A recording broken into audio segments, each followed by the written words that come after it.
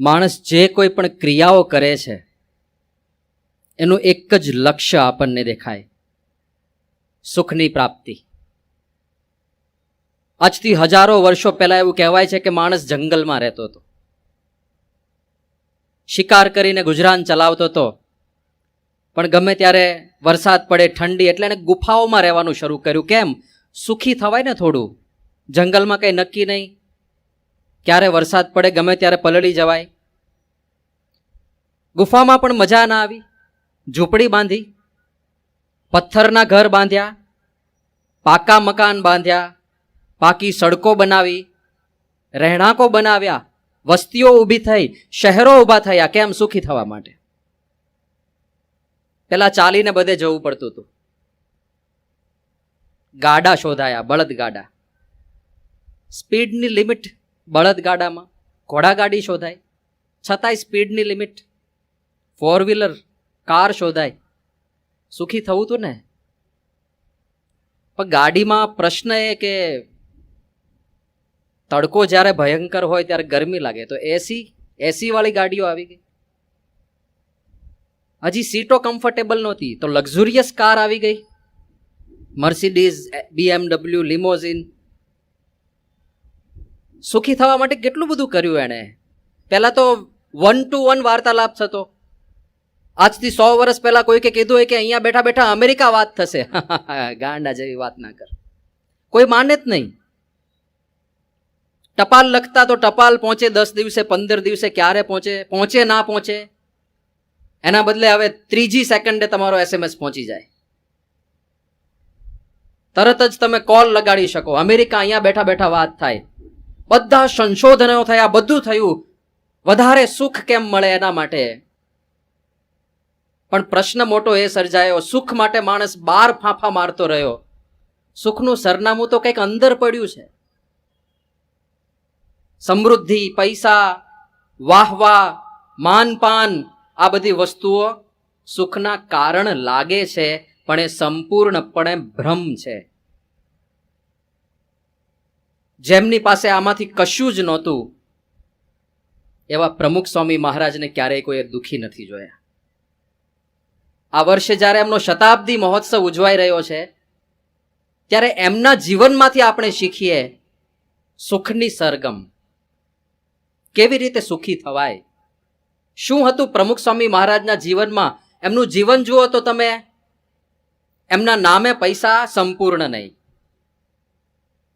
છેલ્લા દિવસોમાં, છેલ્લા વર્ષોમાં સારી ગાડીમાં કે સારા નિવાસ સ્થાનમાં રહેતા પ્રમુખ સ્વામી મહારાજને આપણે બધે નિહાળ્યા છે. પણ શરૂઆતમાં ખબર છે 1970, 1980, 85 એ બધા વર્ષોમાં કેવી રીતે રહ્યા છે પ્રમુખ સ્વામીજી મહારાજ?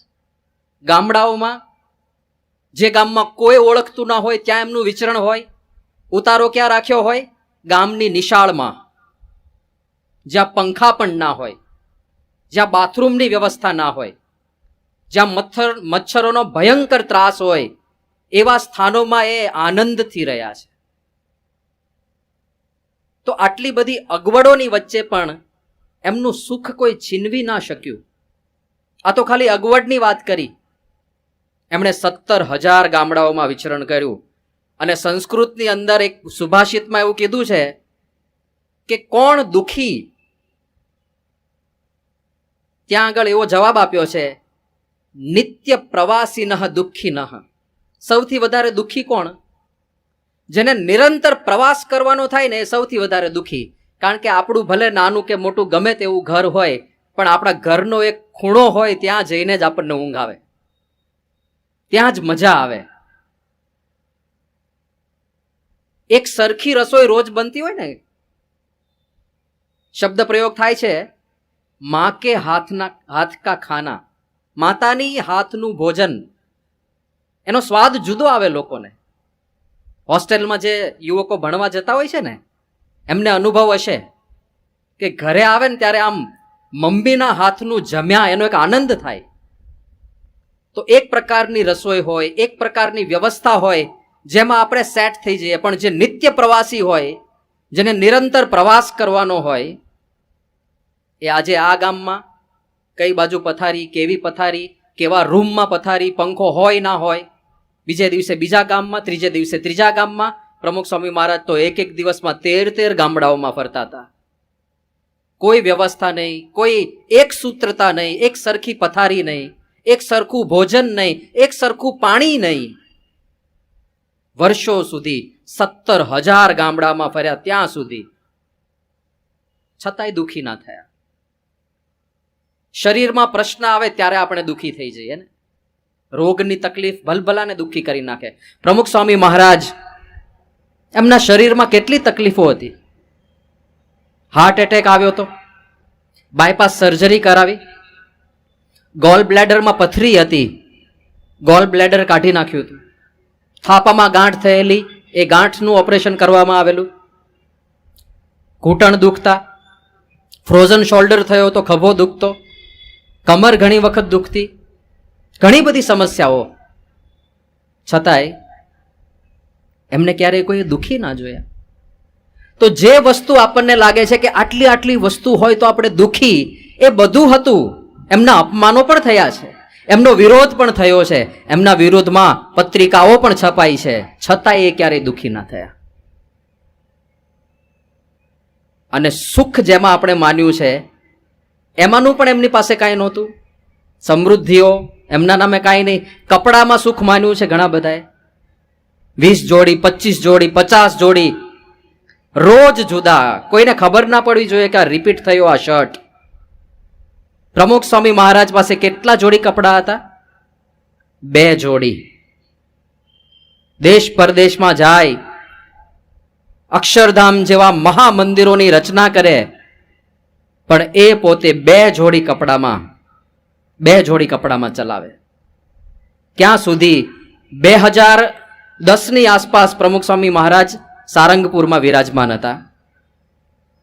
અને ત્યાં આગળ બેઝમેન્ટમાં દરજી રૂમ હોય. અમારે સંત આશ્રમની અંદર નાનું મોટું સિલાઈનું કામ હોય તો ત્યાં દરજી રૂમમાં થાય. કોઈકને થોડું ઘણું કંઈક કપડું ફાટી ગયું હોય તો ત્યાં દરજી રૂમમાં આપેલું હોય સિલાઈ મારવા માટે. તો ત્યાં આગળ એક સંત ગયા અને ત્યાં સ્નાન કરીને શરીર લૂછવા માટેનો એક ટુકડો જોયો, જેમાં આટલો મોટો ચીરો પડી ગયો હતો અને એની સિલાઈ કરવાની હતી, એટલા માટે આપ્યો હશે. હવે અમારા સંતોમાં કેવું હોય, બધું ભગવા કલરનું. મારા કપડાં આવા જ, શુદ્ધ ચરિત સ્વામીના કપડા આવા જ. તો અંદર અંદર બદલાઈ ના જાય, કારણ કે બધું સરખું જ હોય, ખબર જ ના પડે. તો અંદર અંદર બદલાઈ ના જાય એટલા માટે બધાયના ગાતરિયાની, ધોતિયાની, બધાયની કોર ઉપર નામ લખેલા હોય બધાયના. એવી એક સિસ્ટમ છે. તો પેલા સંત જે ગયા દરજી રૂમમાં, એમણે જોયું કે આ ટુકડો કોનો છે જે ફાટી ગયો છે, સાંધવા માટે આપ્યો છે. જિજ્ઞાસા વર્ષ એમણે નામ વાંચ્યું તો એ ટુકડા પર નામ લખ્યું હતું પ્રમુખ સ્વામી મહારાજ. એમણે શરીર લૂછવાનો કટકો પણ સંધાવા આપ્યો હતો, એ હતા પ્રમુખ સ્વામી મહારાજ. આવી રીતે ચલાવ્યું તો આપણને જે સુખ સમૃદ્ધિમાં આનંદ મનાયો છે એ તો કાંઈ છે નહીં. તો 2 જોડી કપડામાં ચલાવે છે. ભોજનમાં ક્યારેય એમણે તાલમેલ નથી કર્યો. ખાવામાંથી કેટલું સુખ લેવા પ્રયત્ન ચાલે છે. શનિ રવિ થાય એટલે ઘરે તો જમાય જ નહીં ભાઈ, હોટલમાં મજા કરો, મજા કરો. પ્રમુખ સ્વામી મહારાજ એમના આટલા લાંબા સાધુ જીવનની અંદર એમણે એક પણ વખત ક્યારેય, અરે બીમારીમાં પણ ક્યારેય એવું નથી કીધું કે આજે વરસાદ પડ્યો છે જરાક ગરમા ગરમ ભજીયા થઈ જાય. નહીં, ક્યારેય નથી બોલ્યા. એક પણ વખત ફરમાઈશ નહીં. ફરમાઈશની વાત તો જુદી, કેટલા નિસ્વાદપણે વર્તતા હશે. એમને વર્ષો સુધી જમાડનાર પૂજ્ય કૃષ્ણ વલ્લભ સ્વામી, એમને આજે પણ તમે પ્રશ્ન પૂછો કે સ્વામી તમે આટલા વર્ષો સુધી પ્રમુખ સ્વામી મહારાજની સાથે રહ્યા, તમે એમની રસોઈ બનાવતા હતા, તમે બાજુમાં બેસીને એમને પીરસતા હતા, તો એ વાત કરો કે પ્રમુખ સ્વામી મહારાજને શું ભાવે છે. એમની પાસે આજે પણ જવાબ નથી કે પ્રમુખ સ્વામી મહારાજને શું ભાવે છે. આ કેવું નિસ્વાદીપણું. બાકી તો આપણી બાજુમાં એક જ વખત કોઈક બેસે ને લગ્નમાં, એને ખબર પડી જાય કે આને શું ભાવે છે. પ્રશ્ન પૂછો એટલી જ વાર કે આ ભાઈને શું ભાવે છે, બાસુંદી ભાવે છે. કેમ? 26મી વાટકી ચાલે છે. એ નવરા બેઠા બેઠા બાજુવાળાની વાટકીઓ ગણતા હોય પાછા. અને પહેલો એક ભાઈ મારું રહેવા દે, તું તારું જો, તારે 27મું સમોસું ચાલે છે એ જો ને. એકવાર બાજુમાં બેસે ને ખ્યાલ આવી જાય કે આ માણસને આ જ ભાવે છે. પ્રમુખ સ્વામી મહારાજને વર્ષો સુધી જમાડનાર સંતને જવાબ ના મળે કે એમને શું ભાવે છે. તો આવી રીતે વિરક્તપણે વર્ત્યા એક સંત, એમના જીવનમાં એવા કયા ગુણો હતા જે આપણે આત્મસાત કરીએ તો આપણે પણ સુખ તરફ આગળ વધીએ. તો સમયને ધ્યાનમાં રાખીને આપણે કેટલાક એમના જીવનમાંથી શીખવા મળતા સંદેશ અને કેટલાક એમના કાર્યમાંથી શીખવા મળતા સંદેશ જોઈશું. તો પહેલો સંદેશ છે, તમે ગમે તેટલા મોટા થઈ જાઓ, તમે ગમે તેટલા મહાન થઈ જાઓ, પણ ક્યારેય નમ્રતા છોડતા નહીં, ક્યારેય ફૂલાઈ જતા નહીં, ક્યારેય અભિમાની થઈ જતા નહીં. આ એમના જીવનમાંથી થ્રુ આઉટ શીખવા મળે. પ્રમુખ સ્વામી મહારાજ અત્યારે તો કેટલું મોટું વ્યક્તિત્વ, જેમણે દુનિયાભરમાં 1100થી વધારે મંદિરો બાંધ્યા. 36 જેટલા મંદિરો તો શિખરબદ્ધ મંદિરો, આપણે બોચાસણમાં મંદિર છે એ પ્રકારના મોટા મંદિરો 36થી વધારે. અને એમાં 8 મંદિરો તો વિદેશોની અંદર, હ્યુસ્ટનમાં મંદિર, શિકાગોમાં મંદિર, એલએમાં મંદિર, એટલાન્ટામાં મંદિર, ટોરન્ટોમાં મંદિર, નૈરોબીમાં મંદિર, લંડનમાં મંદિર. ત્યાં બધા ભવ્યાતિ ભવ્ય મંદિરો રચી દીધા સંગેમરમરમાંથી. લોકો આશ્ચર્યચકિત થઈ જાય છે આજે પણ કે ભારતની ભૂમિ પર એક મંદિર બાંધતા બાંધતા 50 વર્ષ વીતી જાય છે. પ્રમુખ સ્વામી મહારાજે આટલા ઓછા કાર્યકાળની અંદર એક સાથે પરદેશની ભૂમિ ઉપર કેવી રીતે આ મંદિરો બાંધી દીધા. ટોરેન્ટોના મંદિરની વાત કરું ખાલી તમને, કેવી રીતે મંદિર બંધાય. 3 પ્રકારના પથ્થર એમાં વપરાયા છે.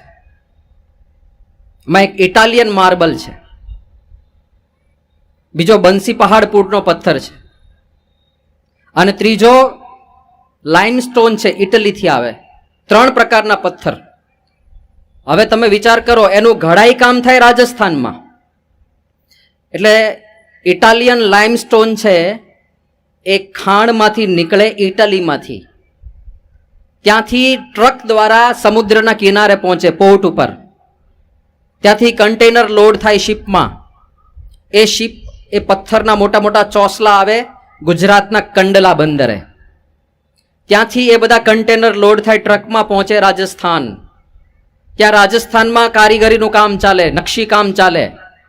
ત્યાંથી ઘડાઈ ગયેલા પથ્થર પાછા ટ્રકમાં ભરાય, પહોંચે કંડલા બંદરે, અને ત્યાંથી એ કન્ટેનર 30 દિવસે સમુદ્રમાં ટ્રાવેલ કરતા કરતા ટોરન્ટો પહોંચે કેનેડાની અંદર, અને ત્યાં સંગેમરમરનું આરસનું મંદિર બંધાય.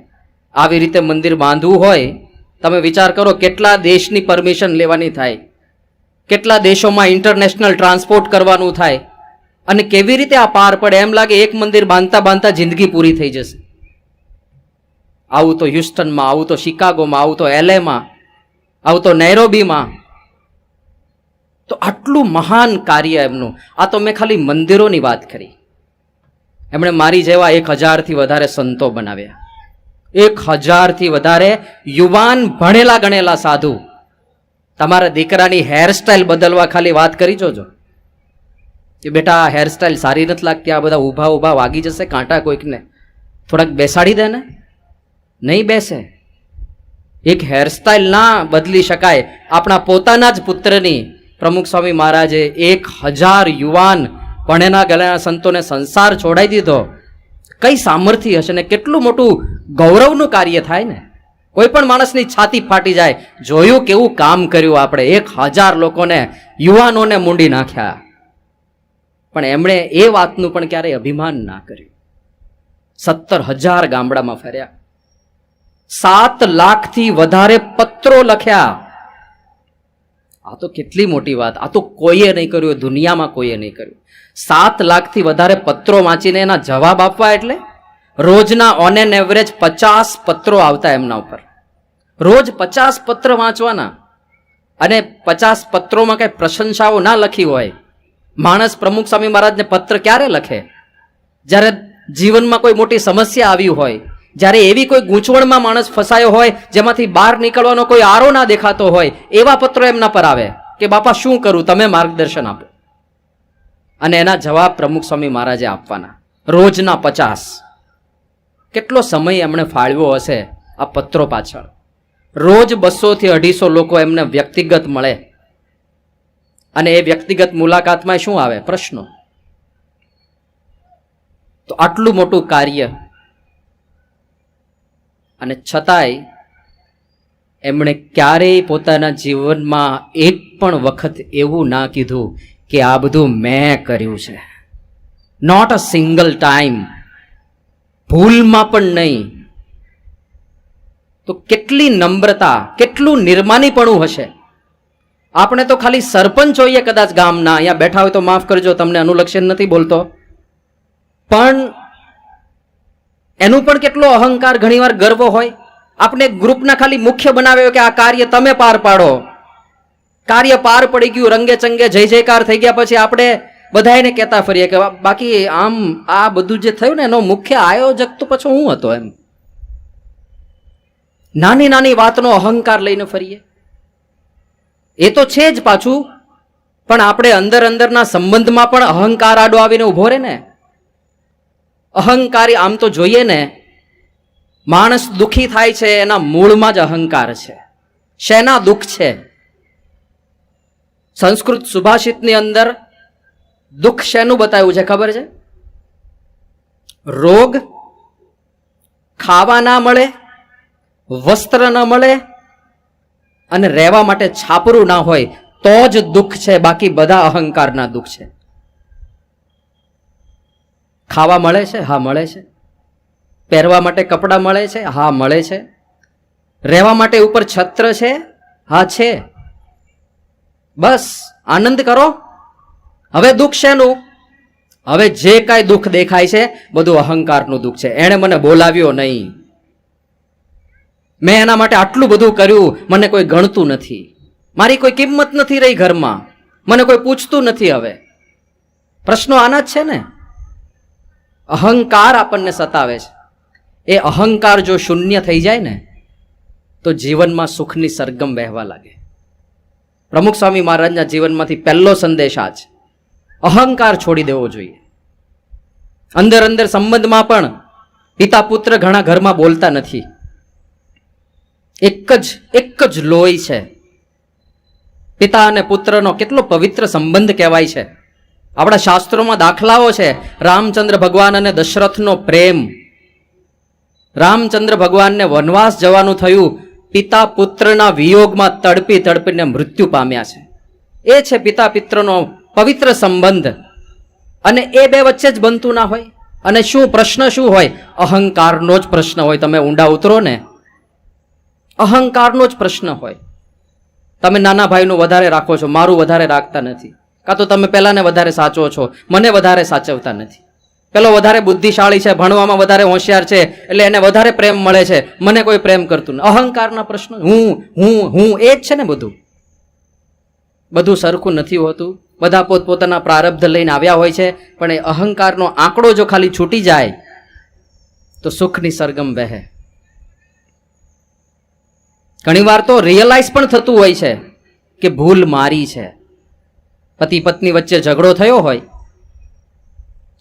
હોય ત્યારે તો બંને તુમાખીની અંદર હોય, જે તે બોલી ગયા હોય, જે તે સંભળાવી દીધું હોય.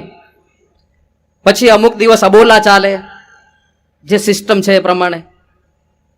અને અબોલા થોડા લાંબા ચાલે એટલે બંનેને એમ થાય કે આરું ખોટું થઈ ગયું, હવે બહુ વધારે થઈ ગયું, હવે બોલવું જોઈએ. બોલવું તો જોઈએ, પણ શરૂઆત કોણ કરે? ત્યાં અહંકારની દિવાલ આડી આવીને ઊભી રહે. શરૂઆત કોણ કરે? વાંક એનો છે તો એ માફી માગે, એ શરૂઆત કરે. આ બાજુ વિચાર કરે કે વાંક ક્યાં મારો છે, વાંક તો એમનો છે, એ શરૂઆત કરે.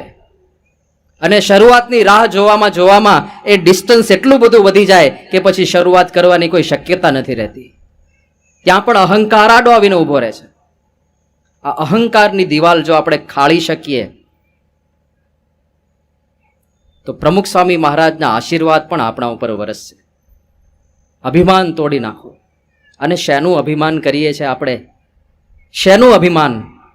શું છે આપણી પાસે? શું લઈને આવ્યા હતા અને શું લઈને જવાના છો? મારી સંપત્તિ, મારી પ્રોપર્ટી, મારું નામ, મારી ડિગ્રી, મારી પદવી, શું રહેવાનું છે? એક દિવસ રાખ. તમે જે રાખમાં, જે જમીન ઉપર બેઠા છો ત્યાં કરોડો લોકો દટાયેલા છે. જ્યારથી આ પૃથ્વીનો ઉદ્ભવ થયો, જ્યારે કર્ણનું મૃત્યુ થયું ત્યારે કર્ણએ કૃષ્ણ ભગવાન પાસે એક વરદાન માંગ્યું હતું કે પ્રભુ, મારો અંતિમ સંસ્કાર એ જગ્યા પર કરજો જ્યાં બીજા કોઈનો અંતિમ સંસ્કાર ના થયો હોય. કૃષ્ણ ભગવાને આખી પૃથ્વી ફેંદી, કોઈ જગ્યાએ એવું સ્થાન ના મળ્યું જ્યાં કોઈનો અંતિમ સંસ્કાર ના થયો હોય. ખાલી સુરતમાં જ્યાં આગળ અશ્વિની કુમાર છે ત્યાં 100ની અણી ઉપર રે એટલી જમીન કુંવારી હતી જ્યાં કોઈનો અંતિમ સંસ્કાર નહોતો થયો. ત્યાં આગળ કર્ણનો અંતિમ સંસ્કાર કરવામાં આવ્યો. એનો અર્થ શું થયો? આપણે જે કાંઈ પણ બેઠા છીએ ત્યાં અનેક લોકો દટાયેલા છે. બધા રાખમાં મળી ગયા, બધા ધૂળમાં મળી ગયા. એક દિવસ આપણે આ જ ધૂળમાં મળી જવાના છીએ. કોઈ પૂછવાનું નથી ને કોઈ ઓળખવાનું નથી. શેનો અહંકાર લઈને ફરીએ છીએ? તો પ્રમુખ સ્વામી મહારાજના જીવનમાંથી આ એક સંદેશ આપણે દ્રઢ કરવાનો છે. અંતરના સુખ માટે પરસ્પરના સંબંધો બહુ અગત્યના છે.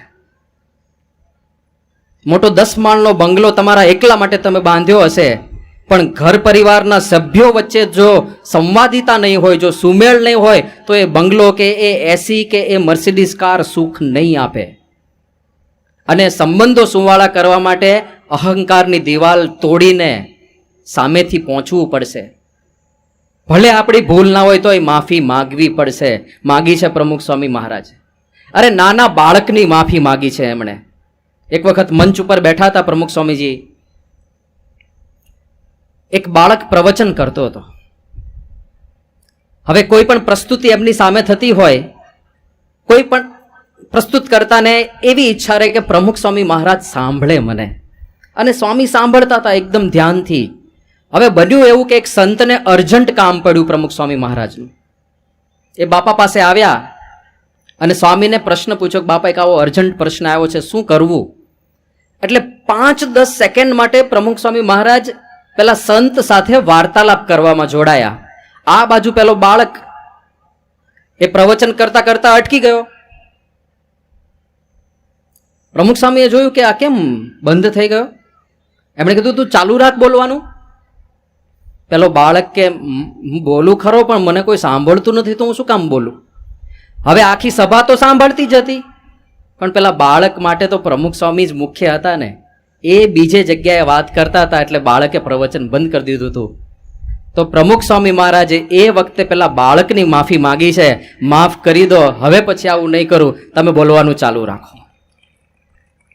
આટલા મોટા સંત આ કક્ષા ઉપરથી એક બાળકની બધાયની હાજરીમાં માફી માગી શકતા હોય તો જેની સાથે આપણે આખી જિંદગી વિતાવવાની છે, જે આપણા સુખ દુઃખના સંગાથી બનવાના છે, એવા આપણા મિત્રો કે પરિવારજનોથી કાંઈક ભૂલ થઈ ગઈ હોય કે આપણાથી કાંઈક બોલાઈ ગયું હોય તો એની માફી આપણે ના માગી શકીએ?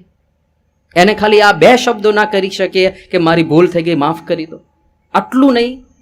એટલો મોટો અહંકાર કે આટલું ના બોલી શકીએ? અને પ્રશ્નો કંઈ બહુ મોટા નથી હોતા, નાની નાની બાબતોના જ ઝઘડા હોય છે. તમે જરાક સૂક્ષ્મતાથી વિચાર કરો તો કાંઈ નથી હોતું પાછળ. તો એ અહંકાર છોડી દઈએ. આ પહેલો મેસેજ અને બહુ મહાન મેસેજ. હમણાં ડૉક્ટર એપીજે અબ્દુલ કલામની એક નાની ક્લિપ આપણે જોઈ. કલામજીને પ્રમુખ સ્વામી મહારાજ ઉપર પુસ્તક લખવાનો વિચાર આવ્યો. એની પાછળ શું હતું કે what he has taught me, remove I, remove me. Pramukh Swami મહારાજની અંદર અહમ અને મમત્વ નથી, એટલે અહમ દૂર કરો, મમત્વ દૂર કરો. એ પ્રમુખ સ્વામી મહારાજે મને શીખ્યું છે અને એટલા માટે હું કહું છું કે એ મારા અલ્ટિમેટ ગુરુ છે, એ મારા પરમ આધ્યાત્મિક ગુરુ છે. અને એટલા માટે એમને પુસ્તક લખવાનો વિચાર આવ્યો કે આવા મહાન સંત જે અહમ મમત્વથી પર થઈ ગયા. અહમ મમત્વ ગયું એટલે સમજવાનું કે ભગવાન વશ થઈ ગયા. હું ટળે હરી ઢૂંકડા, તે ટળાય દાસે રે. અહંકાર ટળ્યો તો ભગવાન નજીક આવી જાય. પણ એ અહંકાર ટળે કેવી રીતે? ખાલી ઈચ્છા રાખવાથી નહીં ટળે. પ્રમુખ સ્વામી મહારાજને અહંકાર કેમ નહોતો? કારણ કે એમને ભગવાન પ્રત્યે એવી ભક્તિ હતી.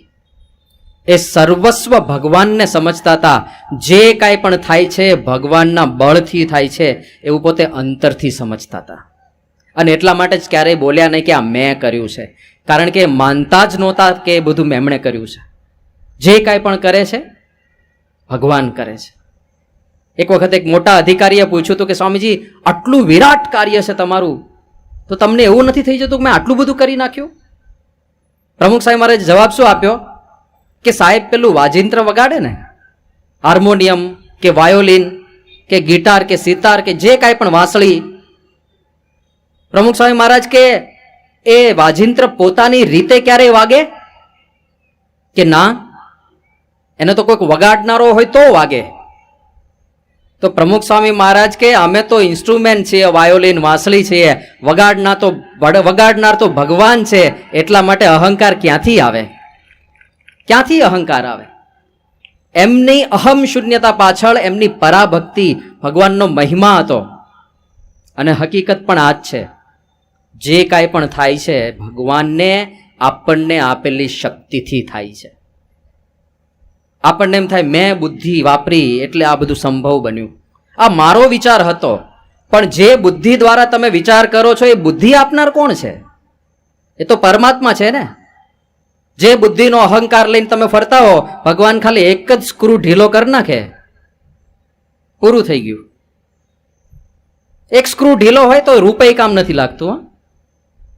ઘણીવાર ચસકેલું હોય તો રૂપાળા હોય તો એ ક્યાં સગપણ થાય છે? નથી થતું ને. બહુ રૂપાળા હોય પણ એક સ્ક્રૂ ઢીલો હોય તો રૂપની કિંમત ના રહે. અને બુદ્ધિ કોણે આપી છે? બુદ્ધિ તો ભગવાને આપી છે. કોઈ રૂપનું અભિમાન લઈને ફરતા હોય, શરીર કોણે આપ્યું છે? આપણે શું નક્કી કર્યું હતું? આપણી પસંદનું શરીર ક્યાં મળ્યું છે? એ તો ભગવાને જે આપ્યું એ સ્વીકારવું પડે. શક્તિ, બળ જે કાંઈ પણ છે આપનાર ભગવાન છે. આપણે પ્રયત્ન કરીએ પછી ફળ એ જ આપે છે. કૃષ્ણ ભગવાને ગીતામાં કહ્યું, કર્મણ્ય વાધિકારસ્તે માં ફલેશુ કદાચન. તારો ખાલી કર્મ કરવામાં જ અધિકાર છે, ફળ તો ભગવાન આપે છે. બે વિદ્યાર્થી એક સરખી જ મહેનત કરતા હોય, એકનો પહેલો નંબર આવે ને બીજો ફેલ થઈને ઉભો રહે, થાય છે કે નહીં?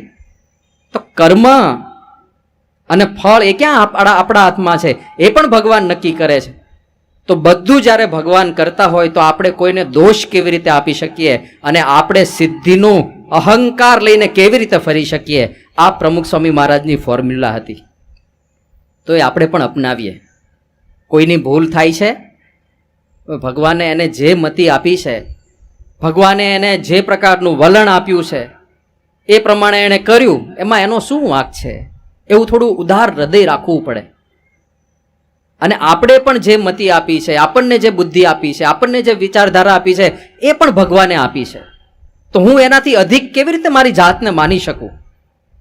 એ જો વિચાર હોય તો નિર્માની થઈને રહી શકાય. તો નમ્ર થવામાં, તો નમવામાં, તો મસ્તક નમાવવામાં ક્યારે અઘરું ના પડે. બાકી તો ભગવાન સામે મસ્તક નથી નમતું. ત્યાંય અહંકારને જેમ અટંટ થઈને ઊભા હોય છે, ત્યાંય મસ્તક નથી નમાવતા. તો પહેલો મુદ્દો આ છે. બીજો મુદ્દો પ્રમુખ સ્વામી મહારાજના જીવનમાંથી શીખવા મળે, પ્રામાણિકતા, ઓનેસ્ટી. કેટલી પ્રામાણિકતા, કેટલી પારદર્શિતા, કોઈ દંભ નહીં, કોઈ કપટ નહીં, ક્યારેય કોઈને છેતરવાની ભાવના નહીં. આ બહુ અગત્યનું છે.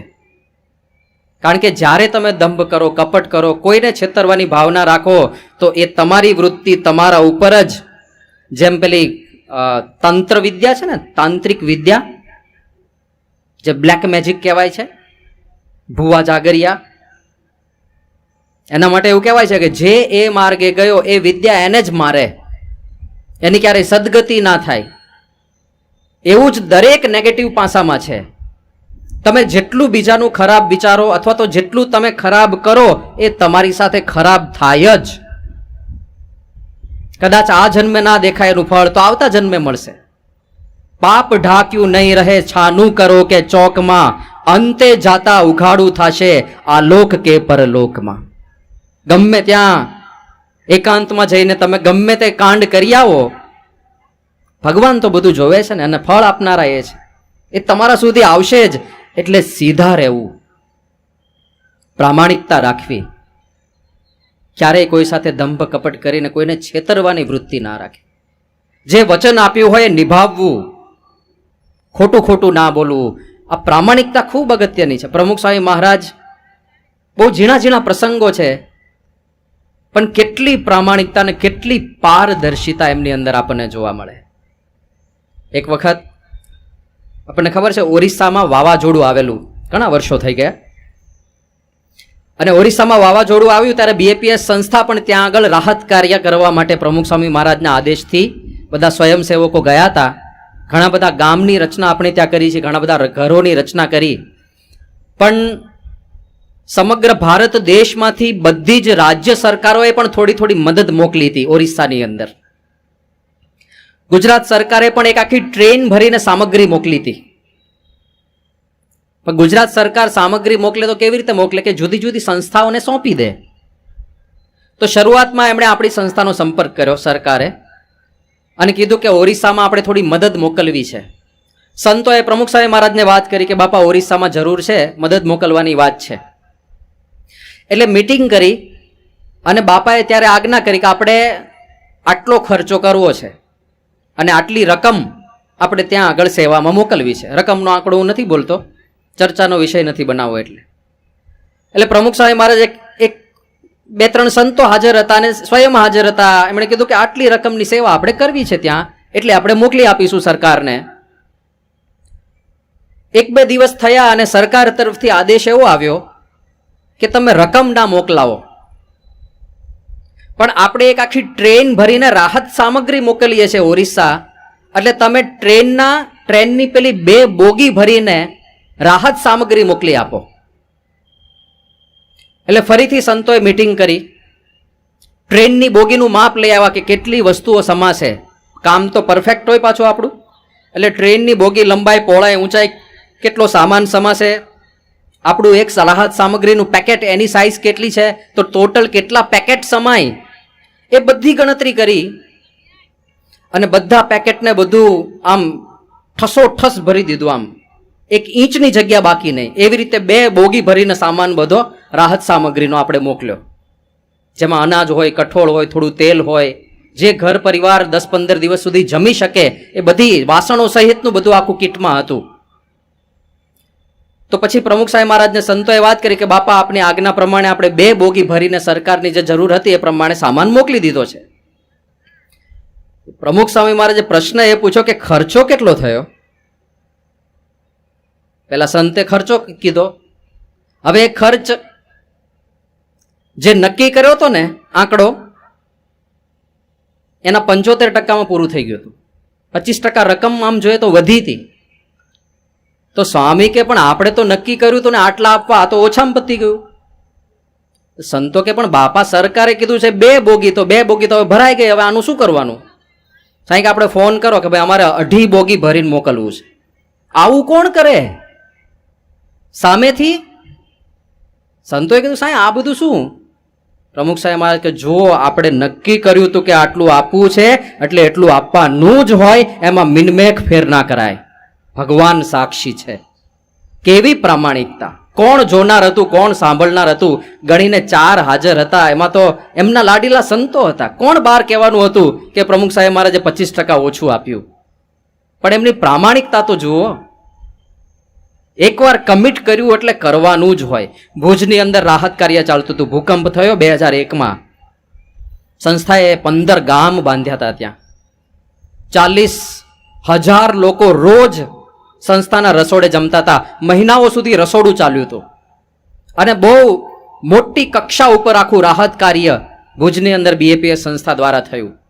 મહિનાઓ ચાલ્યા પછી છેલ્લે તો બધું સેટલ થવા માંડ્યું. લોકોને ગામ ફળવાઈ ગયા, ઘર ફળવાઈ ગયા. સ્વામીએ તો ત્યાં સુધી વિચાર કર્યો કે લોકોના ઘર પડી ગયા હશે, રોજગારીના સાધનો નહીં હોય, તો જે દરજી હતા એ બધાને મશીન આપો, જેથી કરીને સાધનને આધારે કમાણી કરી શકે. જે ખેડૂત હોય એને ખેતીના સાધનો આપો, જે મોચી કામ કરતા હોય એને મોચી કામના સાધનો આપો, જેથી રોજગાર ચલાવી શકે. ત્યાં સુધીની વ્યવસ્થા પ્રમુખ સ્વામી મહારાજે કરાવી. અને પછી કામ બધું પૂરું થયું એટલે જે સ્વયંસેવકો, સંતો જે પણ હતા સેવામાં, બધા પાછા આવી ગયા પોતપોતાના ઘરે, પોતપોતાની સેવા પ્રવૃત્તિમાં રત થઈ ગયા. બધું પૂરું થયું પછી કોકને મોડો વિચાર આવ્યો છે. ઘણા મોડા ઝબકીને જાગે ને, તો ટ્રકનું આખું પેલું એક આખો ટેન્કર ભરીને તેલ આવ્યું સેવામાં. હવે આ બાજુ રાહત સામગ્રીનું વિતરણ થઈ ગયું છે, ગામડાઓ બધા બની ગયા છે, લોકોને ઘર ફળવાઈ ગયા છે, ભૂકંપ આવ્યો એને 6 મહિના જેટલો સમય વીતી ગયો છે, બધું પૂરું થઈ ગયું છે. ત્યારે આખો એક ટેન્કર ભરીને તેલ આવ્યું. હવે તેલનું શું કરવું? મારી જવા પહેલા વિચાર આવે કે આપણે પેટલાદમાં ઉત્સવ ચાલે છે, રસોડું ચાલે, ઠપ કરી દો અહીંયા. પ્રમુખ સ્વામી મહારાજે સારંગપુર જે સંત ત્યાં બધું સંભાળતા હતા એમને ફોન કર્યો કે એક ટેન્કર આવ્યું છે તેલ ભરીને, તો તમે તાત્કાલિક ત્યાં વ્યવસ્થા કરવા માટે પહોંચી જાઓ. પણ બાપા હવે તો બધું પૂરું થઈ ગયું છે. કારણ કે ના, લોકોએ આપણા ઉપર વિશ્વાસ મૂકીને મોકલ્યું છે કે BAPS સંસ્થા છે એટલે આનો સારી રીતે ઉપયોગ કરીને જે જરૂરિયાતમંદ હોય એના ઉપર પહોંચાડશે, એટલે તમે તાત્કાલિક જાઓને બધી વ્યવસ્થા કરો. પછી સ્વામી કે જેને તેને આપી નહીં દેતા, પાછા જેને જરૂર હોય એને આપજો. હવે આ તો કેટલી માથાકૂટ, ઘરે ઘરે પૂછવા જવાનું તમારે જરૂર છે.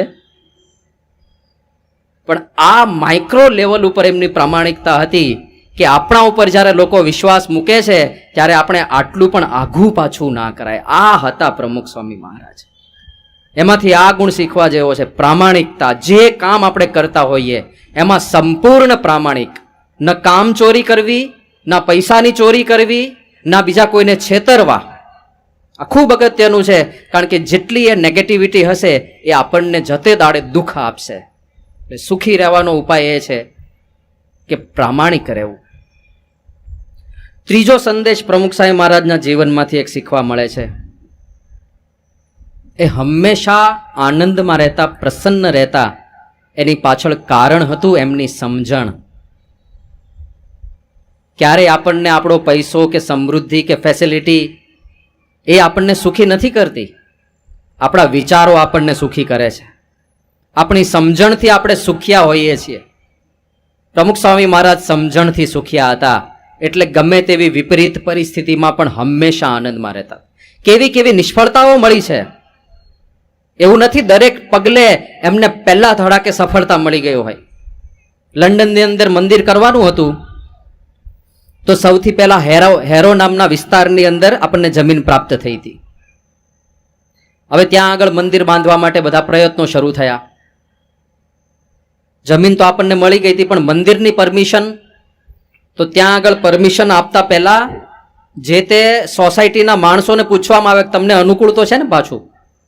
અને ત્યાં સોસાયટીમાં તો બધા યુરોપિયન ને ધોળી પ્રજા વધારે રહેતી હતી, અને એ લોકોને હિન્દુઇઝમ સાથે કંઈક તો લેવા દેવા ના હોય. બીજું એક મનમાં માન્યતા એવી હોય કે અહીંયા મંદિર થશે ને તો નગારા વગાડશે આ લોકો, મંદિર થશે તો કેટલા બધા લોકો આવશે, ટ્રાફિક થશે, એટલે આપણે આપણા વિસ્તારમાં મંદિર ના જોઈએ. એ લોકોએ વિરોધ કર્યો. સામસામે કેસ ચાલ્યા. આપણે મંદિર કરવું હતું, એ લોકોને નહોતું કરવા દેવું. અને કોર્ટમાં મેટર ચાલે એટલે સારો વકીલ રાખવો પડે, અને ત્યાં આગળ વકીલની ફર્મ એનો ચાર્જ બહુ વધારે હોય, તો ખાસો એવો ખર્ચો થયો, વકીલની તગડી રકમ જાય. બીજી બાજુ એક વ્યવસ્થા એવી પણ છે કે એ લોકો વિરોધમાં હતા તો વિરોધમાં સહી ઉઘરાવે કે ભાઈ હું આ મંદિરના વિરોધમાં છું, હું આ મંદિરના વિરોધમાં છું.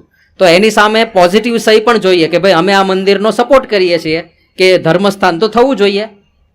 એટલે આપણા હરિભક્તો પણ ઘરે ઘરે ગયા, બધાને કન્વિન્સ કર્યા, અને હજારો સહીઓ ઉઘરાવી આના માટે કે અમે મંદિરના સમર્થનમાં છીએ, અમે મંદિરના સમર્થનમાં છીએ, અહીંયા મંદિર તો થવું જ જોઈએ, બધાને પોતપોતાના ભગવાન ભજવાનો અધિકાર છે. એમ કરીને ઘણી બધી સહીઓ ઉઘરાવી હતી. મહિનાઓ સુધી આ બધા પ્રયત્નો થયા, કેસ ચાલ્યો, વકીલે બધી દલીલો કરી, પણ એક દિવસ ચુકાદો આવ્યો કે BAPS સંસ્થા આ મંદિર નહીં બાંધી શકે. પ્રમુખ સ્વામી મહારાજ અટલાદરાની અંદર હતા, અને ત્યાં જે મુખ્ય હરિભક્ત હતા એમણે ફોન કર્યો, ફોન દ્વારા સમાચાર આપ્યા કે બાપા આપણે કેસ હારી ગયા છીએ. પ્રમુખ સ્વામી મહારાજનો પહેલો જ રિસ્પોન્સ જેવી ભગવાનની મરજી, ભગવાનને કોઈક બીજી જગ્યાએ બિરાજમાન થવું હશે. આમ કહીને પ્રમુખ સ્વામી મહારાજ પોઢવા માટે ગયા અને સેવક સંતો સાક્ષી છે. થોડી જ વારની અંદર તેઓ નિદ્રાધીન થઈ ગયા. નસકોરાનો અવાજ આવવા માંડ્યો. બીજી બાજુ એમની સાથે વિવેક સાગર સ્વામી વર્ષોથી વિચરણ કરે, એમને પણ આ સમાચાર મળ્યા અને એમને આશ્ચર્ય થયું કે મને ઊંઘ આવતી નથી.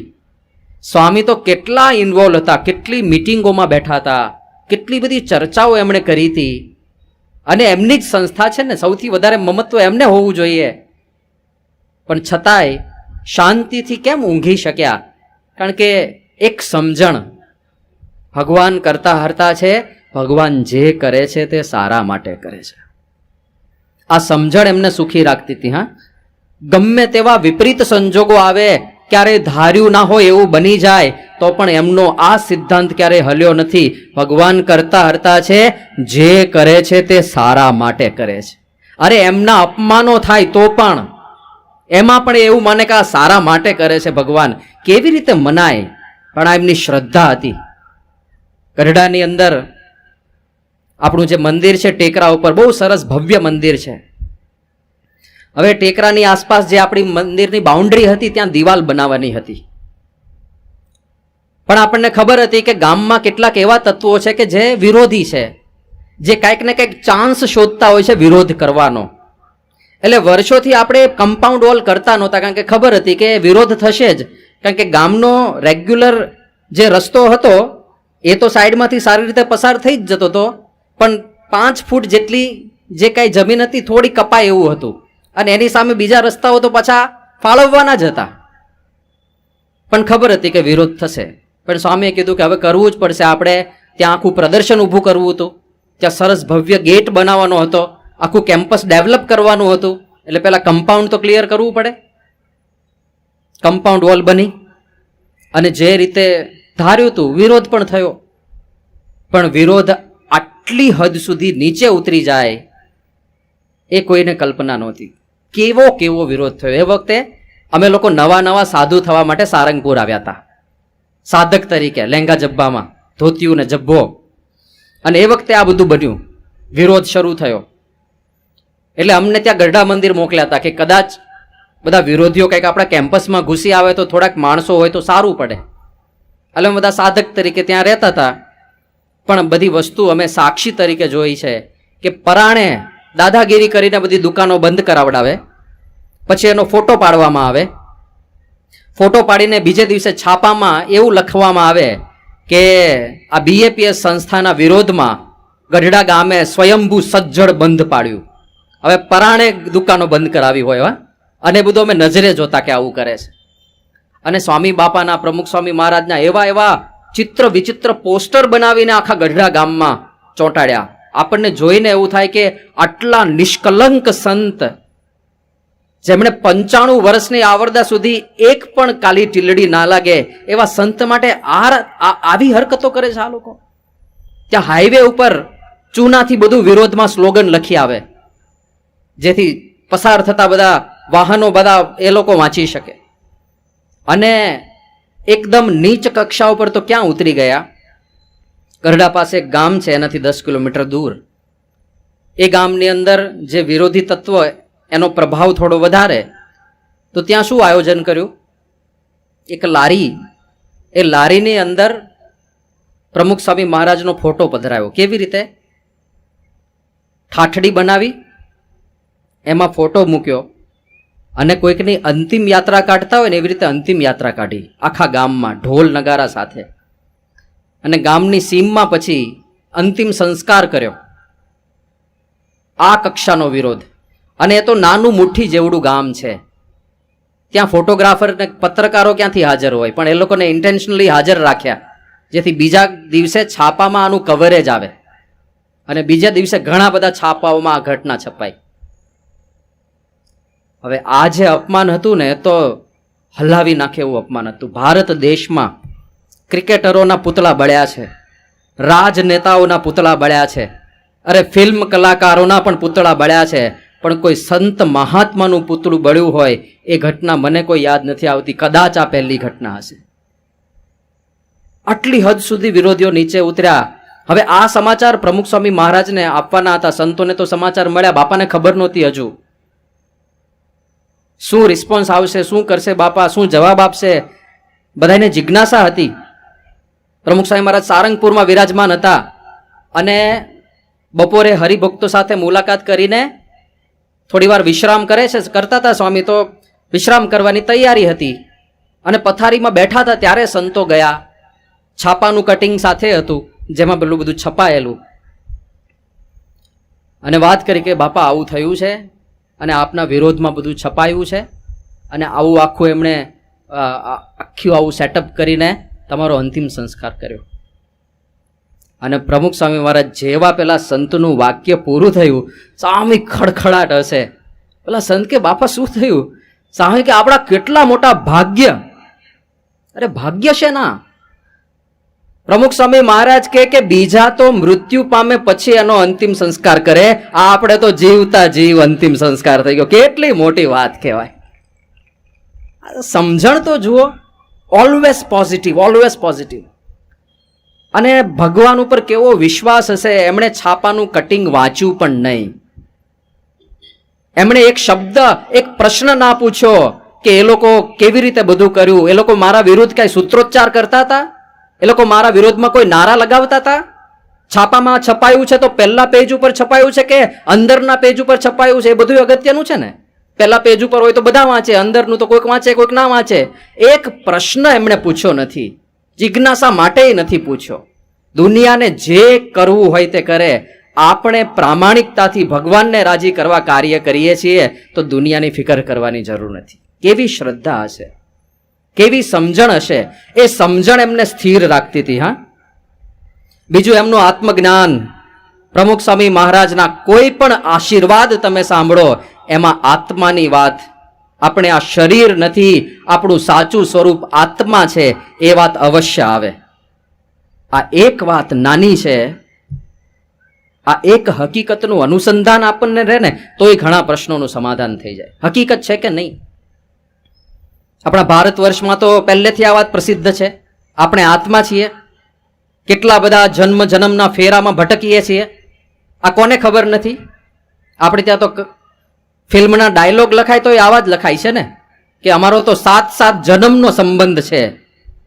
કેમ? આપણે પુનર્જન્મમાં માનીએ છીએ અને હકીકત પણ એ જ છે. એ જ તો આ બધું ચક્ર ચાલે છે 84 લાખ જાતિઓનું. પણ આ વસ્તુનું અનુસંધાન રહે ને, આપણું સાચું સ્વરૂપ આત્મા છે. આ શરીર તો એક દિવસ પડવાનું જ છે અને આપણું નથી, ભાડાનું મકાન છે. હવે કેટલા ભજનો, કેટલા કીર્તનો. બંગલાનો બાંધનાર, કાયાનો ઘડનાર, કેવો મારા ભાઈ આ ભાડુતી બંગલો કેણે રે બંધાવ્યો. સાંભળે છે ને બધા? આ કાયામાંથી હંસલો રે ઓચિંતાનો ઉડી જાશે, કે કોણ જાણી શકે કાળને રે કાલે વાણું કેવું વાશે. કોઈ જાણતું નથી. આ હકીકત છે. દુનિયામાં બધું અનિશ્ચિત છે, બધું જ અનિશ્ચિત છે. પરીક્ષામાં પાસ થશું કે નહીં અનિશ્ચિત છે. રસોઈ સારી બનશે કે નહીં, ગમે તેટલા સારા પ્રયત્ન કરો હોય, અનિશ્ચિત છે. ક્યારે બળી જાય કઈ નક્કી નહીં. સારું પાત્ર મળશે કે નહીં લગ્ન માટે, અનિશ્ચિત છે. કારણ કે ઘણીવાર ચોરીમાં બહુ સારું લાગતું હોય પણ અઠવાડિયા પછી ખબર પડે કે આ તો જુદું જ નીકળ્યું. બધું અનિશ્ચિત છે. એક જ વસ્તુ નિશ્ચિત છે, જે આ પૃથ્વી પર જન્મ્યો છે એ એક દિવસ મૃત્યુ પામવાનો છે. આ એક જ વસ્તુ નિશ્ચિત છે. અને આ વસ્તુનું અનુસંધાન જો રહે તો ઘણો ફાયદો થઈ જાય એમ છે. આપણું સાચું સ્વરૂપ આત્મા છે. ગમે તેવા અહંકાર લઈને આપણે ફરીએ પણ એક દિવસ મૃત્યુ થવાનું છે. બહુ સરસ વાત લખી છે બ્રહ્માનંદ સ્વામીએ કે કડા વેઢ વીંટી મોતી पैर काने महा जोर से मुछ मरोड़ता है, चल देखत अपनी छायड़ी को टेढ़ी पाग बांधी तन तोड़ता है, तन अतर तेल फूलेल लगावत नेह त्रिया संग जोड़ता है, ब्रह्मानंद कहे खबरदार बंदे देख काल किसे नहीं छोड़ता है, कड़ा वेढ़ वींटी मोती पैर काने महा जोर से मुछ मरोड़ता है. યુવાનની વાત કરે છે. હાથમાં કડા પહેર્યા હોય આ જૂનવાણી સ્ટાઇલ છે. અત્યારે બધા બેન્ડ આવી ગયા જાત જાતના, જાત જાતની ડિજિટલ વોચ આવી ગઈ.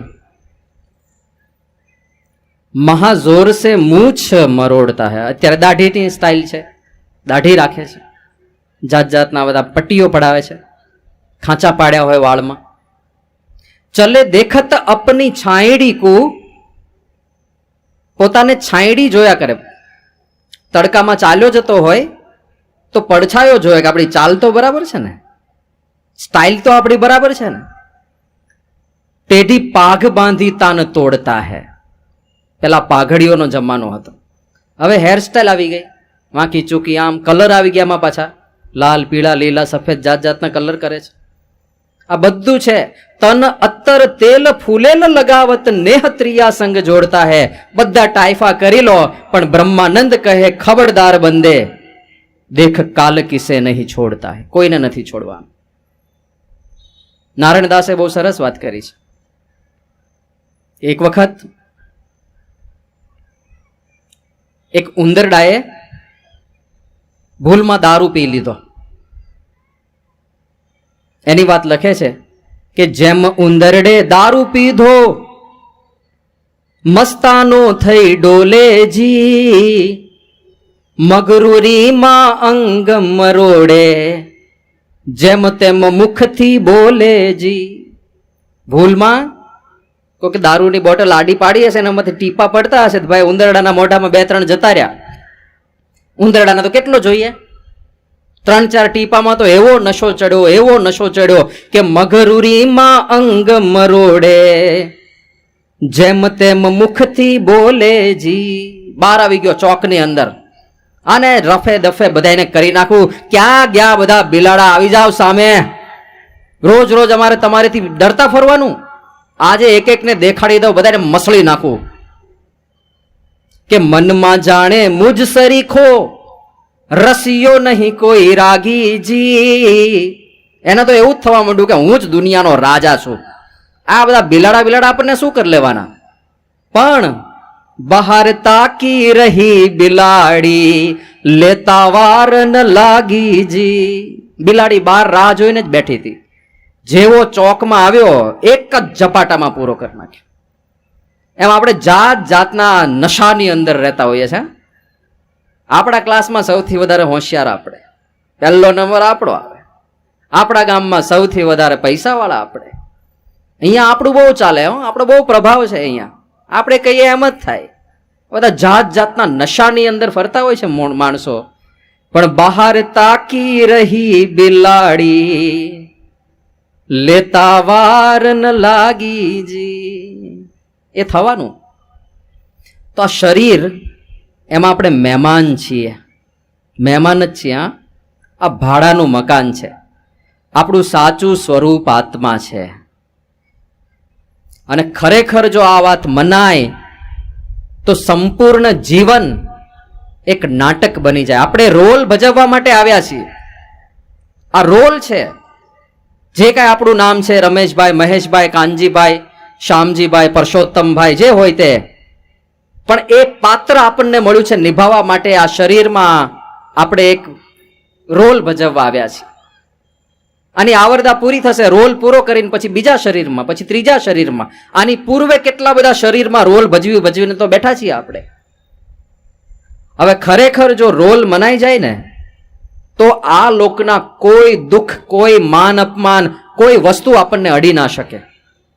એક ઉદાહરણ આપું. દાખલા તરીકે અહીંયા નાટક ભજવાતું હોય આ મંચ ઉપર, અને એક માણસ રાજા બન્યો હોય, અને રાજાની હાથી ઉપર આમ સવારી નીકળે, એન્ટર થાય, હાથી ઉપર બેસીને રાજા, ભવ્ય મ્યુઝિક વાગતો હોય,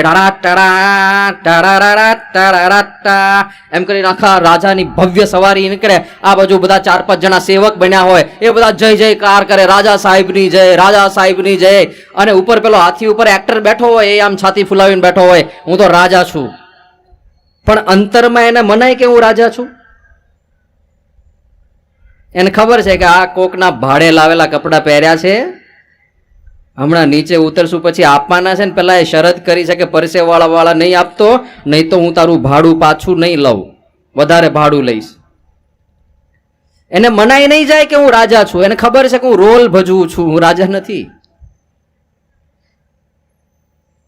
ટીપુ સુલતાન બન્યો હોય કોઈ, તો એ મ્યુઝિક સાથે એન્ટર થાય, કદાચ ડ્રામાની અંદર એવું પાત્ર, એવો સીન આવતો હોય કે એની પત્ની મૃત્યુ પામી હોય અને રાજાએ શોક કરવાનો હોય, તો રાજા ડ્રામામાં બોલશે બધું કે હે પ્રિય, તારા વગર હું નહીં જીવી શકું, તારા વગર એક એક દિવસ મને એક વર્ષ જેવો લાગશે, અને રડે, કકળાટ કરે, બધું કરશે, પણ એને અંતરમાં દુઃખ હશે, કારણ કે એને ખબર છે કે હું પાત્ર ભજવું છું અને આ પાત્ર ભજવે છે, આ કાંઈ સાચું નથી, આ તો એક ડ્રામા છે, એક નાટક છે.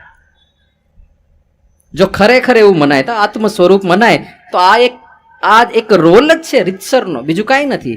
પ્રશ્ન ત્યારે સર્જાય છે જ્યારે આપણે રોલને જ સાચો માની લઈએ છીએ.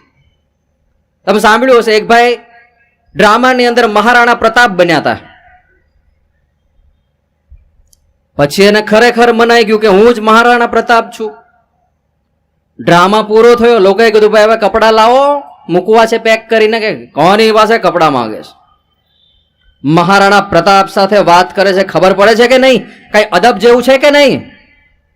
અને તો ભાલો ને પેલા આર્મર ને યુદ્ધનો સીન હશે, તો યુદ્ધમાં જે કપડાં પહેરે ને પેલા ખિલ્લાવાળા, એ બધા કપડાં પહેર્યા હતા, હાથમાં મોટો ભાલો, ઢાલ, એ બધા સાથે તો બાર રોડ ઉપર ગયો, બસમાં ચડ્યો. એટલે બસમાં બધાને પેલા ખિલ્લા વાગે આર્મરના, આજુબાજુ વાળાને, બધા હેરાન થાય કે કોણ ચડી ગયું છે, ક્યારે ઉતરશે. ટિકિટ ચેક કરી ગયો કે ભાઈ ટિકિટ લીધી છે, કે કોની પાસે ટિકિટ માંગે, ઓળખે છે કે નહીં, મહારાણા પ્રતાપ સાથે વાત કરે, અદબથી વાત કર. અને જે બધા પેસેન્જર હેરાન થાય, બધાને વિચાર આવે કે હવે આ ઉતરે તો સારું. પેલો કંડક્ટર હોશિયાર હતો, એણે ડ્રાઈવરને કહી રાખ્યું કે હું જ્યારે તને ઈશારો કરું ને ત્યાં બસ ઊભી રાખજે. એટલે વારાફરતી બધા સ્ટેશન આવતા જતા હતા, એમાં કંડક્ટરે એક ઈશારો કર્યો એટલે પેલા બસ ઊભી રાખીને પેલો કંડક્ટર જોરથી બોલો, ચિત્તોડગઢ. એટલે મહારાણા પ્રતાપ ઉતરી ગયા. એને તો મનાઈ ગયું હતું ને કે ચિત્તોડગઢ જ મારું ઘર છે. પણ જ્યારે રોલ સાચો મનાઈ જાય ત્યારે પ્રશ્નનો પાર નહીં. હવે એનો અર્થ એ નથી કે રોલ ભજવવા બેઠા છીએ તો કર્તવ્ય ના નિભાવવું. હા, બાકી અહીંયા કીર્તન ગાઈને ગયા હોય ને, કોઈ કોઈનું નથી રે, કોઈ કોઈનું નથી રે, એ ભૂંડા ના હક ના મરો, બધા મથી રે, કોઈ કોઈનું નથી રે. આ બધું અહીંયા સત્સંગમાં સાંભળીને ગયા હોય અને પછી ઘરે જઈને નશો ચડી જાય, કોઈ કોઈનું નથી, તો પાછો પ્રશ્ન. કર્તવ્ય નિભાવવાના છે. હા, એમાંથી છટકબારી શોધવા જ્ઞાન નહીં વાપરતા પાછા. સંસાર માંડ્યો છે તો હવે વાળંદે પલાળી હોય દાઢી, પછી મૂંડવી તો પડે જ ને, અધૂરું થોડું છડાય. તો જ્યારે વિચાર કરવાનો હતો ત્યારે કર્યો નહીં, હવે જ્યારે પલાળી જ દીધું છે તો હવે મૂંડવું પડે, હવે કર્તવ્ય નિભાવવું પડે. હવે છટકબારી તરીકે નહીં વાપરતા. નહીં તો એક ભાઈને વળી જે ચડી ગયું તે ઘરે ગયા અને બરાબર સ્કૂલમાંથી દીકરાની ફી માટે ફોન આવ્યો હશે, એટલે એના ધર્મપત્નીએ કીધું કે દીકરાના સ્કૂલની ફી ભરવાની બાકી છે, કાલે ભરી આવજો. કોણ દીકરો, કોનો દીકરો, કોઈ કોઈનું નથી રે, કોઈ કોઈનું નથી રે. જે કેફ ચડ્યો, જે કેફ ચડી ગયો. ને ધર્મપત્ની કે એ બધું તો રહેવા દો, પણ કાલે સવારે શાકભાજીમાં શું ખાઈશું એ ખબર નથી, તો આખા ઘર પરિવારનું પોષણ કરવાનું છે, જરાક શાક લેતા આવજો. કે કોણ ઘર ને કોનો પરિવાર, કોઈ કોઈનું નથી, કોઈ કોઈનું નથી. પેલા ધર્મપત્નીએ તો એ બધું સુકાન પછી પોતે સંભાળી લીધું, આ કંઈક જુદા નશામાં લાગે છે. થોડા દિવસ થયા ને ભાઈ બીમાર પડ્યા, અને જે ભયંકર બીમાર પડ્યા, પથરાઈમાંથી ઊભા ના થઈ શકે, એટલી અશક્તિ. અને ધર્મપત્નીને વિચાર આવ્યો કે આ લાગ આવ્યો છે, એટલે સવારથી જ તો સત્સંગમાં જતા રહ્યા, સવારથી મંદિરે માળા કર્યા કરે, પ્રદક્ષિણા કર્યા કરે. પેલો ઘરે એકલો પથારીમાં પડ્યો, હલી ના શકે. આખો દિવસ એના ધર્મપત્ની ઘરે જ ના આવ્યા, મંદિરે જ રહ્યા. રાત્રે ઘરે ગયા, પેલો કે ક્યાં ગઈ હતી, અહીંયા હું આખો તડપીને મરી રહ્યો છું, ખાવાનું શું, મારી વ્યવસ્થા શું, પાણી પીવા માટે પાણી નથી મળ્યું આખો દિવસ, શું કરે છે તું? પેલા ધર્મપત્ની કે કોઈનું નથી રે, કોઈનું નથી, વ્યવસ્થા જાતે કર લો બધી. તો એવું નથી કરવાનું, છટકબારી શોધવાની નથી, કર્તવ્ય નિભાવવાના છે. પણ ડીપ ડાઉન અંદર આ સમજણ રાખવી પડશે કે આ શરીરની અંદર આપણે મહેમાન છીએ અને એક દિવસ આ રોલ પૂરો કરીને જવાનું છે. આ બધી સમજણો જ આપણને જતે દાડે સુખી રાખે છે, એનાથી જ આપણને શાંતિ રહે છે. એ આપણને પ્રમુખ સ્વામી મહારાજના જીવનમાંથી શીખવા મળે. બીજો એક એમનો જીવન સંદેશ હતો કે ક્યારેય કોઈ પણ પ્રકારનું વ્યસન ના કરવું. પ્રમુખ સ્વામી મહારાજના જીવનમાં એ આટલું બધું વિચરણ કર્યું, પણ કોઈ પણ જગ્યાએ એમને 10 મિનિટ વધારે રોકવા હોય તો એક વ્યસની માણસને સામે લાવીને ઊભો રાખી દેવાનો. અવશ્ય એમને સમજાવે જ વ્યસન મૂકવા માટે. અત્યારે ભારત દેશમાં હું ખાલી તમાકુની વાત કરું, 26.7 કરોડ લોકો તમાકુ ખાય છે. 26 કરોડ એટલે 25% વસ્તી થઈ ભારતની. અને આ તો મેં ખાલી તમાકુની વાત કરી. દારૂવાળા જુદા, ડ્રગ્સવાળા જુદા, ગાંજાવાળા જુદા, અફીણવાળા જુદા. ખાલી તમાકુ જ 26 કરોડ લોકો ખાય છે. અને કેટલો પૈસો બરબાદ થાય છે. એક માણસ તમાકુ, ગુટકા કે માવા ખાતો હોય તો રોજનું કેટલું ખાય? મેં એક ભાઈને પૂછ્યું હતું, એણે કીધું સામે આમ તો લિમિટ ના હોય, આ જ્યારે મોજ આવી જાય તો 100, 150, 200 થઈ જાય, પણ રોજના કદાચ આપણે 40 ગણીએ તો 26 કરોડ ગુણ્યા 40 કરો, 1000 કરોડ રૂપિયાની રોજ ભારતવાસીઓ તમાકુ ખાઈ જાય છે. 1000 કરોડ રૂપિયાની. આ દેશ ગરીબ છે? કોણ કહે છે ગરીબ છે? અને આની સાથે નુકસાન કેટલું? પૈસાનું નુકસાન, તંદુરસ્તીનું નુકસાન, અને ઝઘડાનું કારણ પણ ઘણીવાર વ્યસનો હોય છે. જે ઘરમાં દારૂ પીવાતો હોય ત્યાં ઝઘડાનું મૂળ પણ એ જ હોય, મારપીટનું મૂળ પણ એ જ હોય. તો વ્યસનો તરફ ક્યારેય ના વળવું. વળી ગયા હોય ભૂલમાં નાનું સરખું, પણ ખાસ કરીને યુવાનોને, કારણ કે મોટે ભાગે વ્યસનની શરૂઆત થાય છે યુવાન અવસ્થામાં. એ દેખાદેખી કરીને ટીવીમાં જોવે પેલો સિગરેટના સુટ્ટા મારે છે, સ્ટાઇલ મારે છે, આપણને એમ થાય ચાલો આપણે આ કરવા જેવું હશે, લોકો આપણા તરફ થોડા આકર્ષાય, પણ એ આકર્ષણ કરવા જેવું નથી. 2016માં પ્રમુખ સ્વામી મહારાજનો જન્મ જયંતિ મહોત્સવ સુરતમાં ઉજવવાનો હતો. એમાં બધા શો તૈયાર કરવાના હતા. તમે અહીંયા 2 દિવસ પહેલા શો જોયો હશે, મુક્તાનંદ. તો મુક્તાનંદ શોનું બધું શૂટિંગ ને બધું કરતા હતા. એમાં એક વિચાર એવો આવ્યો કે એની અંદર જો એવા માણસોના આપણે ઇન્ટરવ્યૂ લઈએ કે જે ખરેખર જેને કેન્સર થયું હોય વ્યસનને લીધે, જે હોસ્પિટલમાં પડ્યા હોય, જેની ટ્રીટમેન્ટ ચાલતી હોય કે ઓપરેશન ચાલતું હોય, એવા માણસોના ઇન્ટરવ્યૂ લઈએ. એ લોકો જો પોતાના મુખે કહેશે ને કે ભાઈ વ્યસન છોડી દો, તો કદાચ લોકો છોડી દે. એટલે બધા ફોટોગ્રાફર ને કેમેરામેન ને બધાની ટીમ સાથે અમે કેન્સર હોસ્પિટલ અમદાવાદમાં જે છે ત્યાં બધા સંતો ગયા. હવે જે કેમેરામેનની ટીમ હતી, 5 જણ હતા, એમાં એ કોઈ સત્સંગી નહોતા. એ બધા પ્રોફેશનલ બહારથી આવેલા, મુંબઈથી આવેલા. અને બધા ઇન્ટરવ્યુ બધું ચાલુ કર્યું બધાનું. જ્યાં આગળ પુરુષો હોય ત્યાં સંતો જઈને પૂછતા હતા કે કેમ છે, શું છે, શેનું ઓપરેશન કરાવ્યું છે. પણ એવી ભયંકર પરિસ્થિતિ હતી ત્યાં.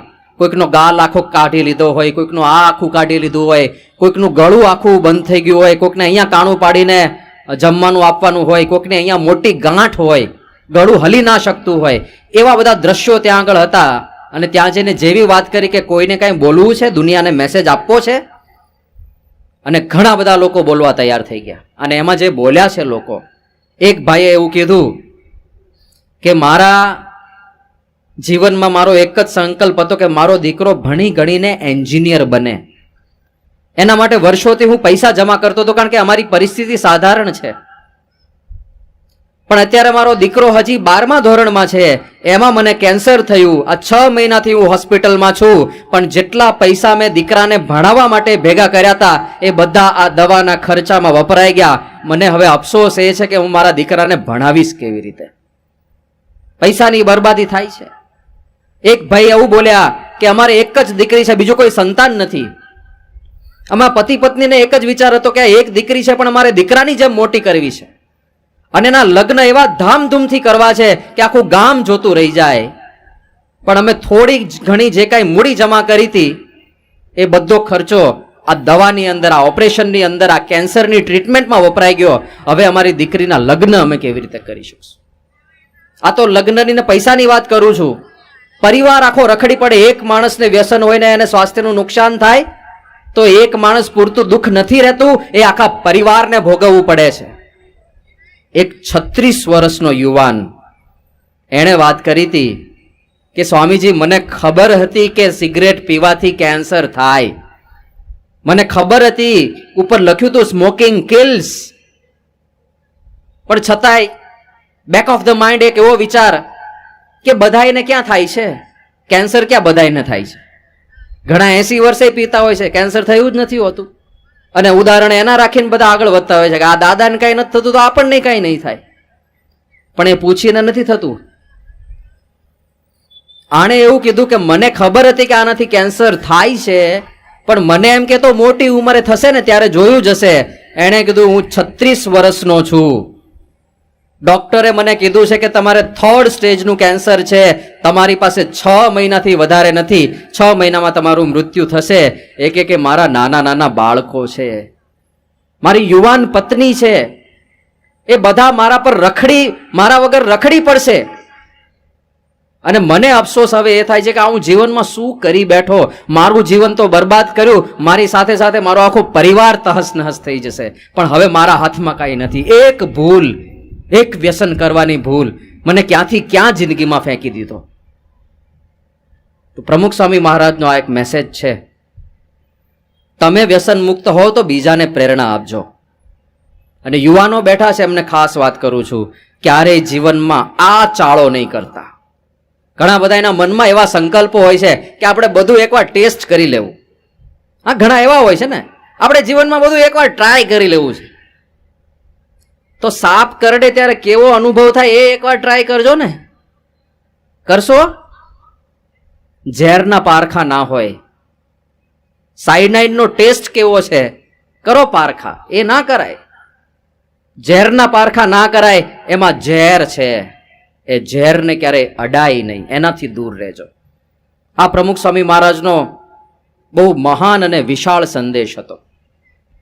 ક્યારેય પણ જીવનમાં આ વસ્તુને અપનાવતા નહીં, કારણ કે આ વ્યસન જે ભયંકરતા નોતરે છે, અને અત્યારે તો આખો સમાજ સપડાયેલો છે.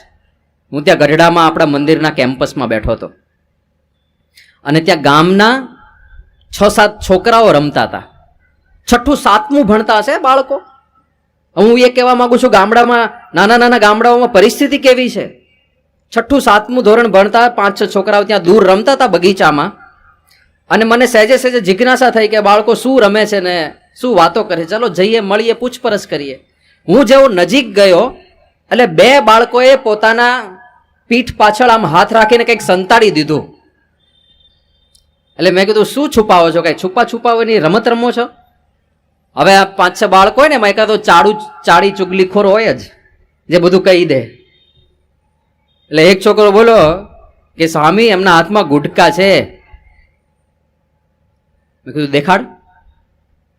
તો બંનેના હાથમાં ગુટકાની પડીકી હતી. કેટલામું ભણો છો? એક 6ઠું ભણતો હતો ને એક 7મું ભણતો હતો. મેં કીધું શરમ આવે છે, તમે આટલી નાની ઉંમરે ગુટકા ખાવ છો? તો એક છોકરો બોલ્યો કે એમાં શું સ્વામી, અમારા આખા ક્લાસમાં લગભગ બધા ખાય છે. કેવી પરિસ્થિતિ હશે? મેં કીધું એમ આખો ક્લાસ ખાય છે? તો બીજો બોલ્યો એ કે સ્વામી છોકરીઓએ ખાય છે. હવે 6ઠ્ઠા ધોરણમાં 7મા ધોરણમાં આ પરિસ્થિતિ, અને 6ઠ્ઠા 7મા ધોરણવાળા ગુટકાના રવાડે ચડે, ઘરેથી પૈસા આપતા હશે કે રોજ એ ગુટકા ખાઈ શકે? ઘરેથી કદાચ મા બાપ પૈસા નહીં આપતા હોય તો સમજવાનું કે આની સાથે સાથે બીજી બદીઓ પણ પેઠી ને. ગમે ત્યાંથી પૈસા લઈ લેવા, પપ્પા સૂતા હોય તો ખિસ્સામાંથી એક નોટ ખેંચી લેવી, મમ્મીના પર્સમાંથી થોડું લઈ લેવું, એ બધું શરૂ થયું હોય ને. એક બદીની પાછળ કેટલું બધું આવે છે. આ બાબતે જાગૃતિ, આપણે પણ જાગૃત રહેવું, બીજાને જાગૃત કરવા, તો પ્રમુખ સ્વામી મહારાજ રાજી થશે. એમનો આ સંદેશ હતો. સુખી થવા માટેના આ બધા સમીકરણો છે. બીજો એક સંદેશ, જીવનમાં હંમેશા ભક્તિ પ્રધાન રાખજો. કારણ કે અલ્ટિમેટલી આપણે આવ્યા છીએ આ સંસારમાં શેના માટે? ભગવાનનું ભજન કરવા માટે, ભગવાનની ભક્તિ કરવા માટે. બીજું બધું ગૌણ છે, બીજું બધું આજે છે અને કાલે નથી. આ મનુષ્ય જન્મનું એક પરમ ઉદ્દેશ્ય છે, મોક્ષ અને મુક્તિ. એ મુક્તિ ના મળી તો મનુષ્ય જન્મનો કોઈ અર્થ નથી. કેટલા બધા જન્મ લઈને આવ્યા છીએ આપણે. તો ભગવાન સ્વામિનારાયણે વચનામૃતમાં એક દ્રષ્ટાંત આપ્યું છે કે આ જીવ સમુદ્રમાં જેટલું પાણી છે એટલું માતાનું ધાવણ ધાવીને બેઠો છે. કેટલા જન્મ લીધા છે, એમાં 84 લાત જાત આવી ગયા. એમાં ક્યારેક આપણે કૂતરોય બની ગયા, વાંદરોય બની ગયા, ક્યારેક મિનિસ્ટર બની ગયા. એક જન્મમાં આપણે એક્ટર હશું, એક જન્મમાં આપણે ડિરેક્ટર હઈશું, એક જન્મમાં આપણે મોટા નેતા અભિનેતા હઈશું. બધું જ બની ગયા છે. રાજા મહારાજા બનીને મોટી સવારીઓ પણ આપણી નીકળી હશે, જય જયકારો પણ થયા હશે. બધું કરીને આવ્યા છીએ. બાકી શું છે? ભગવાનનું ભજન અને ભક્તિ કરવાની બાકી રહી ગઈ છે. એના માટે આ પૃથ્વી પર વારે વારે આવીએ છીએ. તો આ જન્મે ભજન ભક્તિ છોડવી નહીં, પણ ભજન ભક્તિ માટે સરળ રસ્તો કયો છે? એવા સાચા ગુરુને આશરે. એ પણ પ્રમુખ સ્વામી મહારાજ જુઓ, એમના ગુરુ શાસ્ત્રીજી મહારાજ અને યોગીજી મહારાજ. આ તો શાસ્ત્રીજી મહારાજનો પ્રદેશ છે. શાસ્ત્રીજી મહારાજ અને યોગીજી મહારાજને એમણે ઓળખ્યા પછી કેવી ગુરુ ભક્તિ અદા કરી છે. શાસ્ત્રીજી મહારાજનું વચન જે પ્રમાણે હોય એ પ્રમાણે પ્રમુખ સ્વામી મહારાજ ફરે. યોગી બાપાની મરજીને ક્યારે એમણે લોપી નથી. તો આ પણ એક મહાન સિદ્ધાંત છે, ભજન ભક્તિ કરવી, અને એ પણ સાચા ગુરુને આશરે. સાચા ગુરુને આશરે.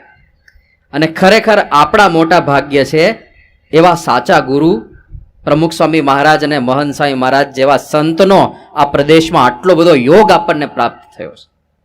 બહુ દુર્લભ વાત છે. હા, સાચા એ શબ્દ જ બહુ અગત્યનો છે. આજકાલ દુનિયા છે ને આખી નકલની છે. બધું નકલી મળે. બધું જે વસ્તુ પ્રસિદ્ધ થઈ, ફેમસ થઈ, એ બધી વસ્તુની તમને ડુપ્લિકેટ મળી રહે. બધું. અમારા સદગુરુ સંત છે આપણા ડોક્ટર સ્વામી, એક વખત મુંબઈ ગયા અને જો નકલ વસ્તી કેટલું ઓરિજિનલ લાગે એની વાત કરું છું. મુંબઈ ગયા હતા, એક હરિભક્તના ઘરે વિલે પાર્લે વિસ્તારમાં પધરામણી હતી, ભોજન હતું. તો પધરામણી થઈ, ઠાકોરજીને મેવો ધરાવ્યો, ઠાકોરજીને થોડું ફ્રૂટ ધરાવેલું હતું, અને ત્યાં આગળ એક કેરી પડી હતી. તો બીજું બધું ફ્રૂટ તો ભગવાનને ધરાવ્યું. ડોક્ટર સ્વામીએ સંતને એવું કીધું, સાથે જે સંત હતા એને, કે ભગવાન માટે તો પૂરતું ભોજન છે, કેરી ને બધું પ્રસાદ બધાને થઈ રહે એટલો છે, એટલે આખી કેરી જે છે જે હજી કાપી નથી એને આપણે ભેગી લઈ લેજો, આપણે ત્યાં મંદિરે ઠાકોરજીને ધરાવશું. એટલે સંત તરત જ ડોક્ટર સ્વામીની આજ્ઞા થઈ એટલે કેરી લીધી, કેરી હાથમાં લઈને તરત પાછી મૂકી દીધી. ડોક્ટર સ્વામી કે કેમ પાછી મૂકી દીધી? પેલા સંત કે સ્વામી આ તો દેખાય છે કેરી, બાકી પ્લાસ્ટિકનું રમકડું છે. એક કેરી ઓરિજિનલ છે કે ડુપ્લિકેટ એ ખબર નથી પડતી. આ દુનિયામાં બધું ડુપ્લિકેટ મળે, અને ડુપ્લિકેટ વસ્તુ ઓરિજિનલ કરતાંય ઘણીવાર સારી લાગે. એટલી સારી લાગે ભલા ભરમાઈ જાય. હાસ્ય કલાકારો પ્રસંગ કે છે કે એક વખત એક ગામની સીમમાં સાપ નીકળ્યો. સાપ નીકળ્યો એટલે સહેજે સહેજે ગામમાં તો ટોળું જમા થઈ જાય, અને ગ્રામવાસી હોય ને એને સાપ બાપથી બીક ના લાગતી હોય બહુ, એટલે એવું ટોળું જમા થઈ ગયું. કોઈક કાંકરી ચાળો કરતું હતું. હવે ઘણા પાછા એવો એક્સપર્ટ હોય સાપ પકડવા વાળા, એટલે એક અમુક લોકો પેલો ડબ્બો લઈ આવ્યા કે ડબ્બામાં પૂરી દઈએ. એક ભાઈએ કંઈક પેલું દાંડિયા સાથે દોરી બાંધી કે આમાં લાગ કરીને આમાંથી પકડી લઈએ, અને એ બધું ચાલતું હતું. નાના નાના બાળકો સાપને હેરાન કરતા હતા, પરેશાન કરતા હતા. સાપ પણ બરાબર ગુસ્સે થયો હતો, ફૂફાડા મારતો હતો, આટલો ઊંચો થતો હતો, ઉછળતો હતો, અને એ બધો કોલાહલ ચાલતો હતો ને ત્યાં એક જમાનાના ખાધેલ 75-80 વર્ષના દાદા આવ્યા લાકડીના ટેકે. હે છોકરાઓ, શેનો ગોકીરો કરો છો? કે દાદા સાપ નીકળ્યો છે. એ દૂર ખસો, મને ત્યાં જવા દો. ત્યાં ગયા અને સાપ તો પેલો કોબરા હતો, ઝેરી સાપ. એ સાપને ત્યાં જઈને દાદાએ લાત મારીને ત્યાં પગ મૂક્યો કે તારામાં તાકાત હોય તો મને ડંખ માર. પેલો સાપ તો થોડી વાર જોઈ રહ્યો કે આવા દાદા પહેલી વાર જોયા, મને ચેલેન્જ આપે છે. હું કિંગ કોબ્રા જ્યાં નીકળ્યું ત્યાંથી લોકો આઘા પાછા થઈ જાય ને મને ડંખ મારવાની ચેલેન્જ. હજુ તો સાપ કંઈક વિચાર કરે ત્યાં દાદાએ ફરીથી પાટું માર્યું, ફરીથી લાત મારી, પાછો પગ મૂક્યો, તારામાં તાકાત હોય તો ડંખ માર. અને પછી તો સાપ જે ગુસ્સે થયો, 1 2 3 ડંખ મારીને જેટલું ઝેર હતું બધું કાકાના પગમાં ઠાલવી દીધું. અને કિંગ કોબ્રા જેવો કરડે 3 વખત એટલે તો ઝેરની માત્રા એવી હોય બીજી જ સેકન્ડે પેલો ચક્કર ખાઈને નીચે પડે. પણ દાદા તો એમને ઊભા હતા. પેલો સાપ વિચારમાં પડી ગયો કે આવા દાદા તો જિંદગીમાં પહેલી વાર જોયા, ઇમ્પોર્ટેડ દાદા લાગે છે. 3 ડંખ માર્યા, બધું ઝેર મારું ખલાસ થઈ ગયું, દાદાને કાંઈ ના થયું. એટલે સાપ તો બિચારો હવે કરવું શું, ઝેરેય નથી રહ્યું, એટલે તો જગ્યા શોધીને માગ શોધીને સાપ તો ત્યાંથી રફુ ચક્કર થઈ ગયો. પણ આ દ્રશ્ય પાછળ બધા જે જુવાનિયા જોતા હતા એ લોકો બોલ્યા કળિયુગ આવી ગયો ભાઈ, કળિયુગ આવી ગયો. કે સરપય ખોટા થઈ ગયા અને સરપના ઝેરેય ખોટા થઈ ગયા, કળિયુગ. એટલે પેલા દાદા કે સરપય ખોટા નથી, સરપના ઝેરેય ખોટા નથી, આ પગ ખોટો છે, પ્લાસ્ટિકનો લગાડેલો છે. એ પ્લાસ્ટિકના પગમાં બિચારા સાપય ભૂલ ખાઈ જતા હોય. આ દુનિયા એવી છે કે નકલ વસ્તુ અસલ કરતા પણ વધારે અસલ લાગે છે. અસલ નકલનો ભેદ પારખવો ખૂબ મુશ્કેલ બની ગયું છે હવે, ખૂબ મુશ્કેલ બની ગયું. દંભ કપટને આધારે બધું ચાલે અને એમાંય છેતરામણીનો જમાનો. કેવી છેતરામણી, કેવી છેતરામણી. દિલ્હીની અંદર આપણો ઉત્સવ હતો ને, અક્ષરધામનું ઉદ્ઘાટન મહોત્સવ. તો દિલ્હી શહેર એક બાબત માટે પ્રસિદ્ધ છે. જેમ બધા શહેરોની જુદી જુદી વિશેષતા હોય, બધા શહેરોનું કાંઈક ને કંઈક વખણાતું હોય. જેમ ઢાકાનું મલમલ વખણાય, બનારસની સાડી વખણાય, નડિયાદી ભૂસું વખણાય, ભાવનગરની 3 વસ્તુ વખણાય: ગાય, ગાંડા અને ગાંઠિયા. ગાંઠિયા તો ભાવનગરના વખણાય જ છે. ગાય તમે ભાવનગરના કોઈ પણ ગલીમાં જાઓ ને એકાદી રખડતી ગાય મળી જાય.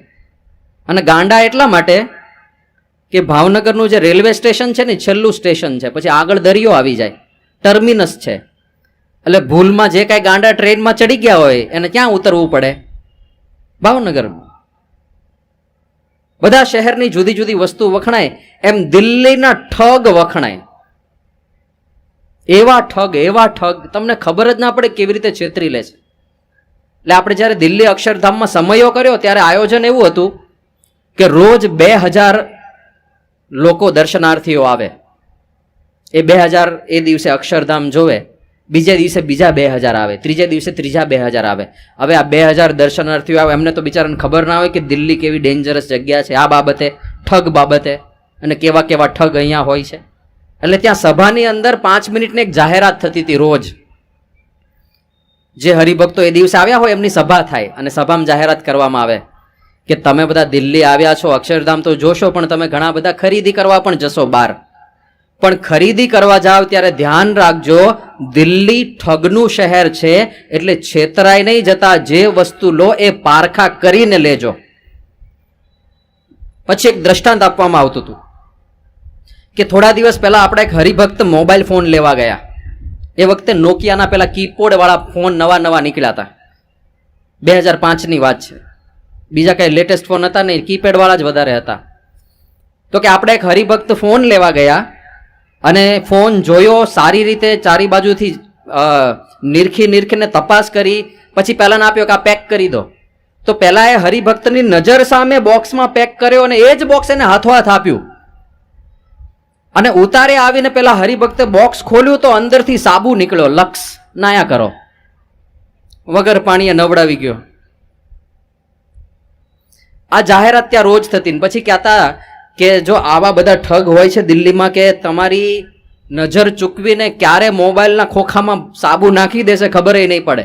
એટલે જે કાંઈ પણ વસ્તુ લેજો એ દુકાન છોડતા પહેલા ખાતરી કરજો ને પછી દુકાન છોડજો, આવી બધી જાહેરાતો ત્યાં કરતા હતા. એ વખતે અમે બધા કોલેજમાં ભણતા હતા અને કોલેજમાંથી બધા યુવકો આ સમયાનો લાભ લેવા ગયા હતા. અમે પણ આ જાહેરાત સાંભળી જ હતી અને મારી સાથે 8-10 જે યુવકો હતા એ બધા ખરીદી કરવા ગયા. મારે નાની કંઈક સેવા આવી ગઈ હતી એટલે હું રોકાયો હતો, હું નહોતો ગયો. અને સાંજે બધા ખરીદી કરીને આવ્યા તો કોઈકે 20 શર્ટ લીધા, કોઈકે 25 શર્ટ લીધા, કોઈકે 30 શર્ટ લઈ લીધા. મેં કીધું આટલી બધી ખરીદી કરીને આવ્યા બધા, કરે કે આ બધા શર્ટ આની કિંમત ખબર છે કેટલા? કે 40 રૂપિયામાં શર્ટ મળે છે. અને ત્યારે શોર્ટ શર્ટની ફેશન હતી. તો એ બધા શર્ટ લઈ આવ્યા હતા, લીટીવાળા ને ચેક્સવાળા ને જુદા જુદા કલરના. મેં કીધું 1, 2, 5 લો તો બરાબર છે, આ 25 શર્ટ લઈ લીધા, 30 શર્ટ લઈ લીધા, પણ કે 40 રૂપિયામાં શું ખોટું છે? આપણે પાછા ઘરે જઈને બધા 50, 70, 80 વેચશું તો આપણો ખર્ચો નીકળી જશે. ગુજરાતી માણસ હોય ને એટલે વેપારનો વિચાર પેલો આવે ને, કેવી રીતે નફો કમાવો આમાંથી. એટલે પછી મેં કીધું ખોલો તો ખરા કેવા શર્ટ છે, આખા ટ્રાય કરીને જોઈએ. તો જેવું પેકેટ ખોલ્યું, કોલર અને આટલું કાપડ જ હતું, શર્ટ જેવું કઈ હતું જ નહીં અંદર. બહારથી પેકેટ જોવો ને તેમ લાગે સરસ મજાનો શર્ટ છે, પણ ખાલી કોલર હતો, 2 બટન અને આટલું કાપડ, બસ. બીજું પાછળ બધું પૂઠું ને કાગળ જ ભર્યા હતા.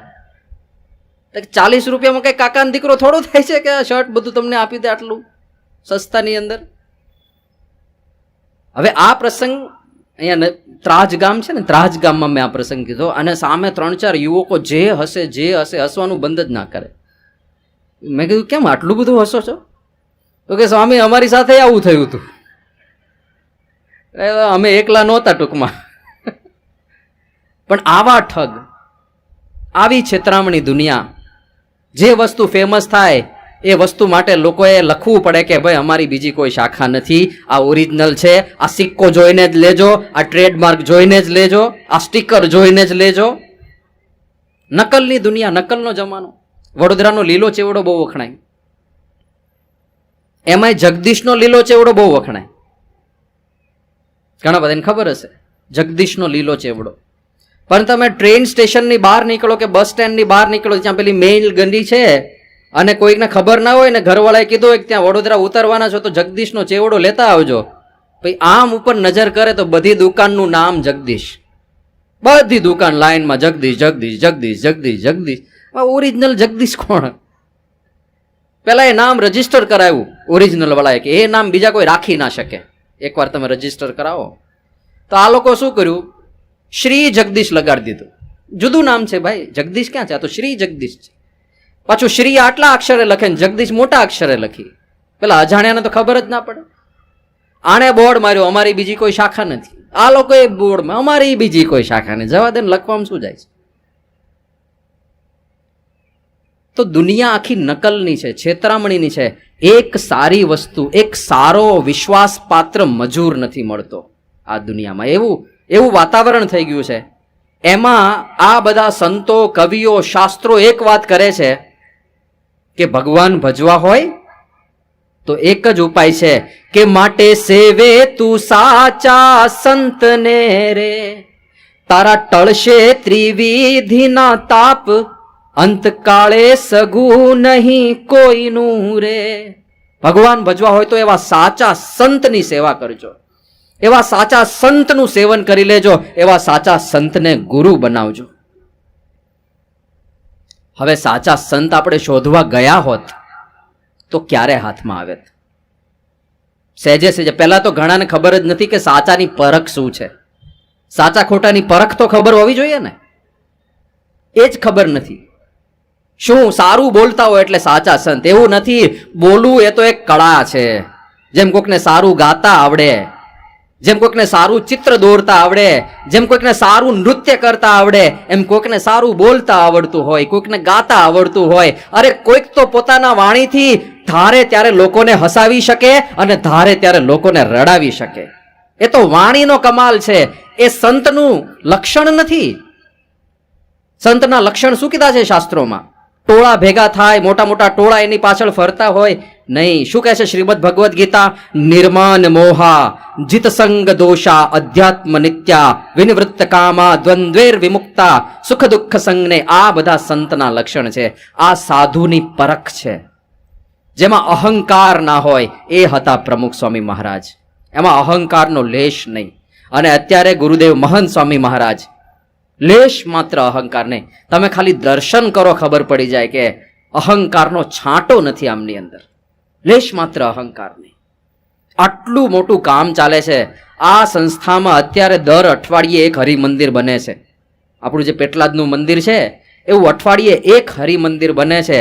પણ તમે મહંત સ્વામીજી મહારાજના દર્શન કરો, એમના ચહેરા પર આટલો પણ ભાર ના જોવા મળે.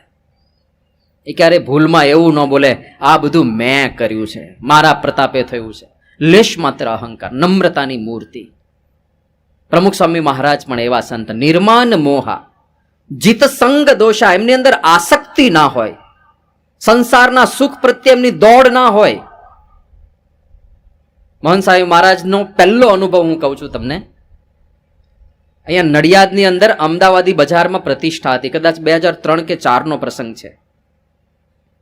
દીક્ષા મહોત્સવ હતો. અમે બધા છાત્રાલયમાંથી અહીંયા લાભ લેવા માટે આવ્યા હતા.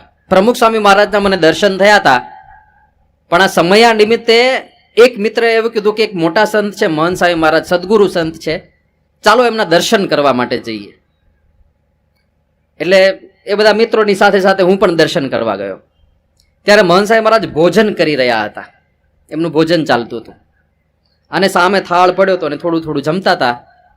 હવે થાળમાં તો ઘણી બધી વસ્તુ દેખાય. એમાં કેરીનો રસ હતો, બીજું પણ ઘણું બધું હતું. આ એક વિશિષ્ટ પ્રકારના બિસ્કિટ મેં જોયા. અને મહંત સ્વામી મહારાજે બિસ્કિટ જમતા હતા, એકદમ હસતા હસતા આનંદથી જમતા હતા. મને તો આ બિસ્કિટ જબરજસ્ત લાગે છે કે આ સ્વામીજી જમીન પછી પ્રસાદમાં આ બિસ્કિટ આવે ને તો મજા આવી જાય. એમ કંઈક નવી વસ્તુ આપણે ચાખવા મળે, મજા આવે. એટલે હું રાહ જોતો હતો, મનમાં સંકલ્પ કર્યો કે આ બિસ્કિટ આપણને પ્રસાદમાં મળવું જોઈએ, તો ચાખીએ. એમનું ભોજન પૂરું થયું અને જે કાંઈ પ્રસાદ થોડો ઘણો ત્યાં જે હાજર હોય બધાને વેચવામાં આવ્યો. એમાં સદનસીબે મારા હાથમાં જ પેલું બિસ્કિટ આવ્યું. જોરદાર મજા આવી ગઈ. ક્યાં સુધી? જ્યાં સુધી હાથમાં હતું ત્યાં સુધી.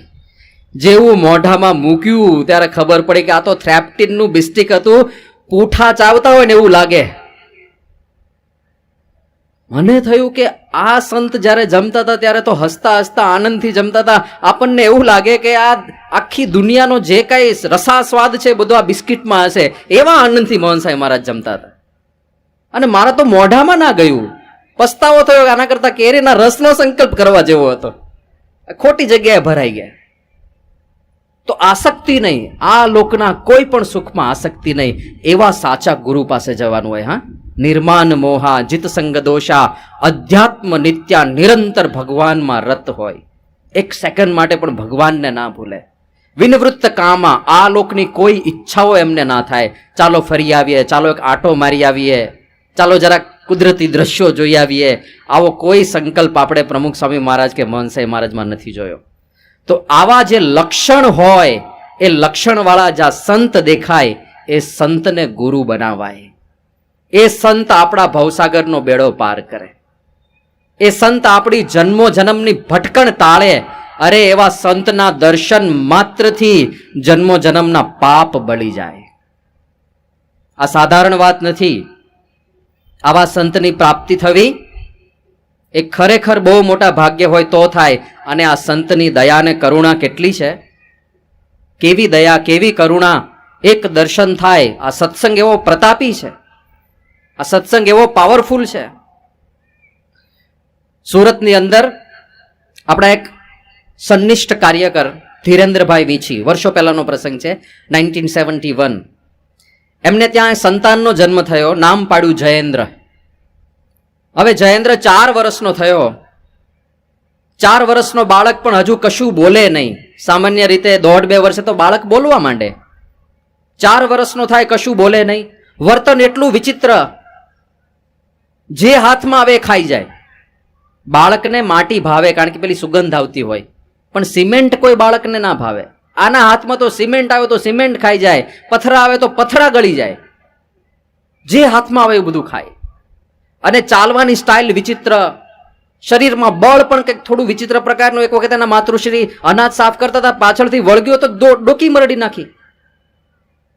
એટલે મમ્મી પપ્પા માતા પિતા બંને ચિંતામાં કે આ બાળકનું શું થશે, આ 4 વર્ષનો છે, બોલતો નથી, વિકૃત વર્તન છે.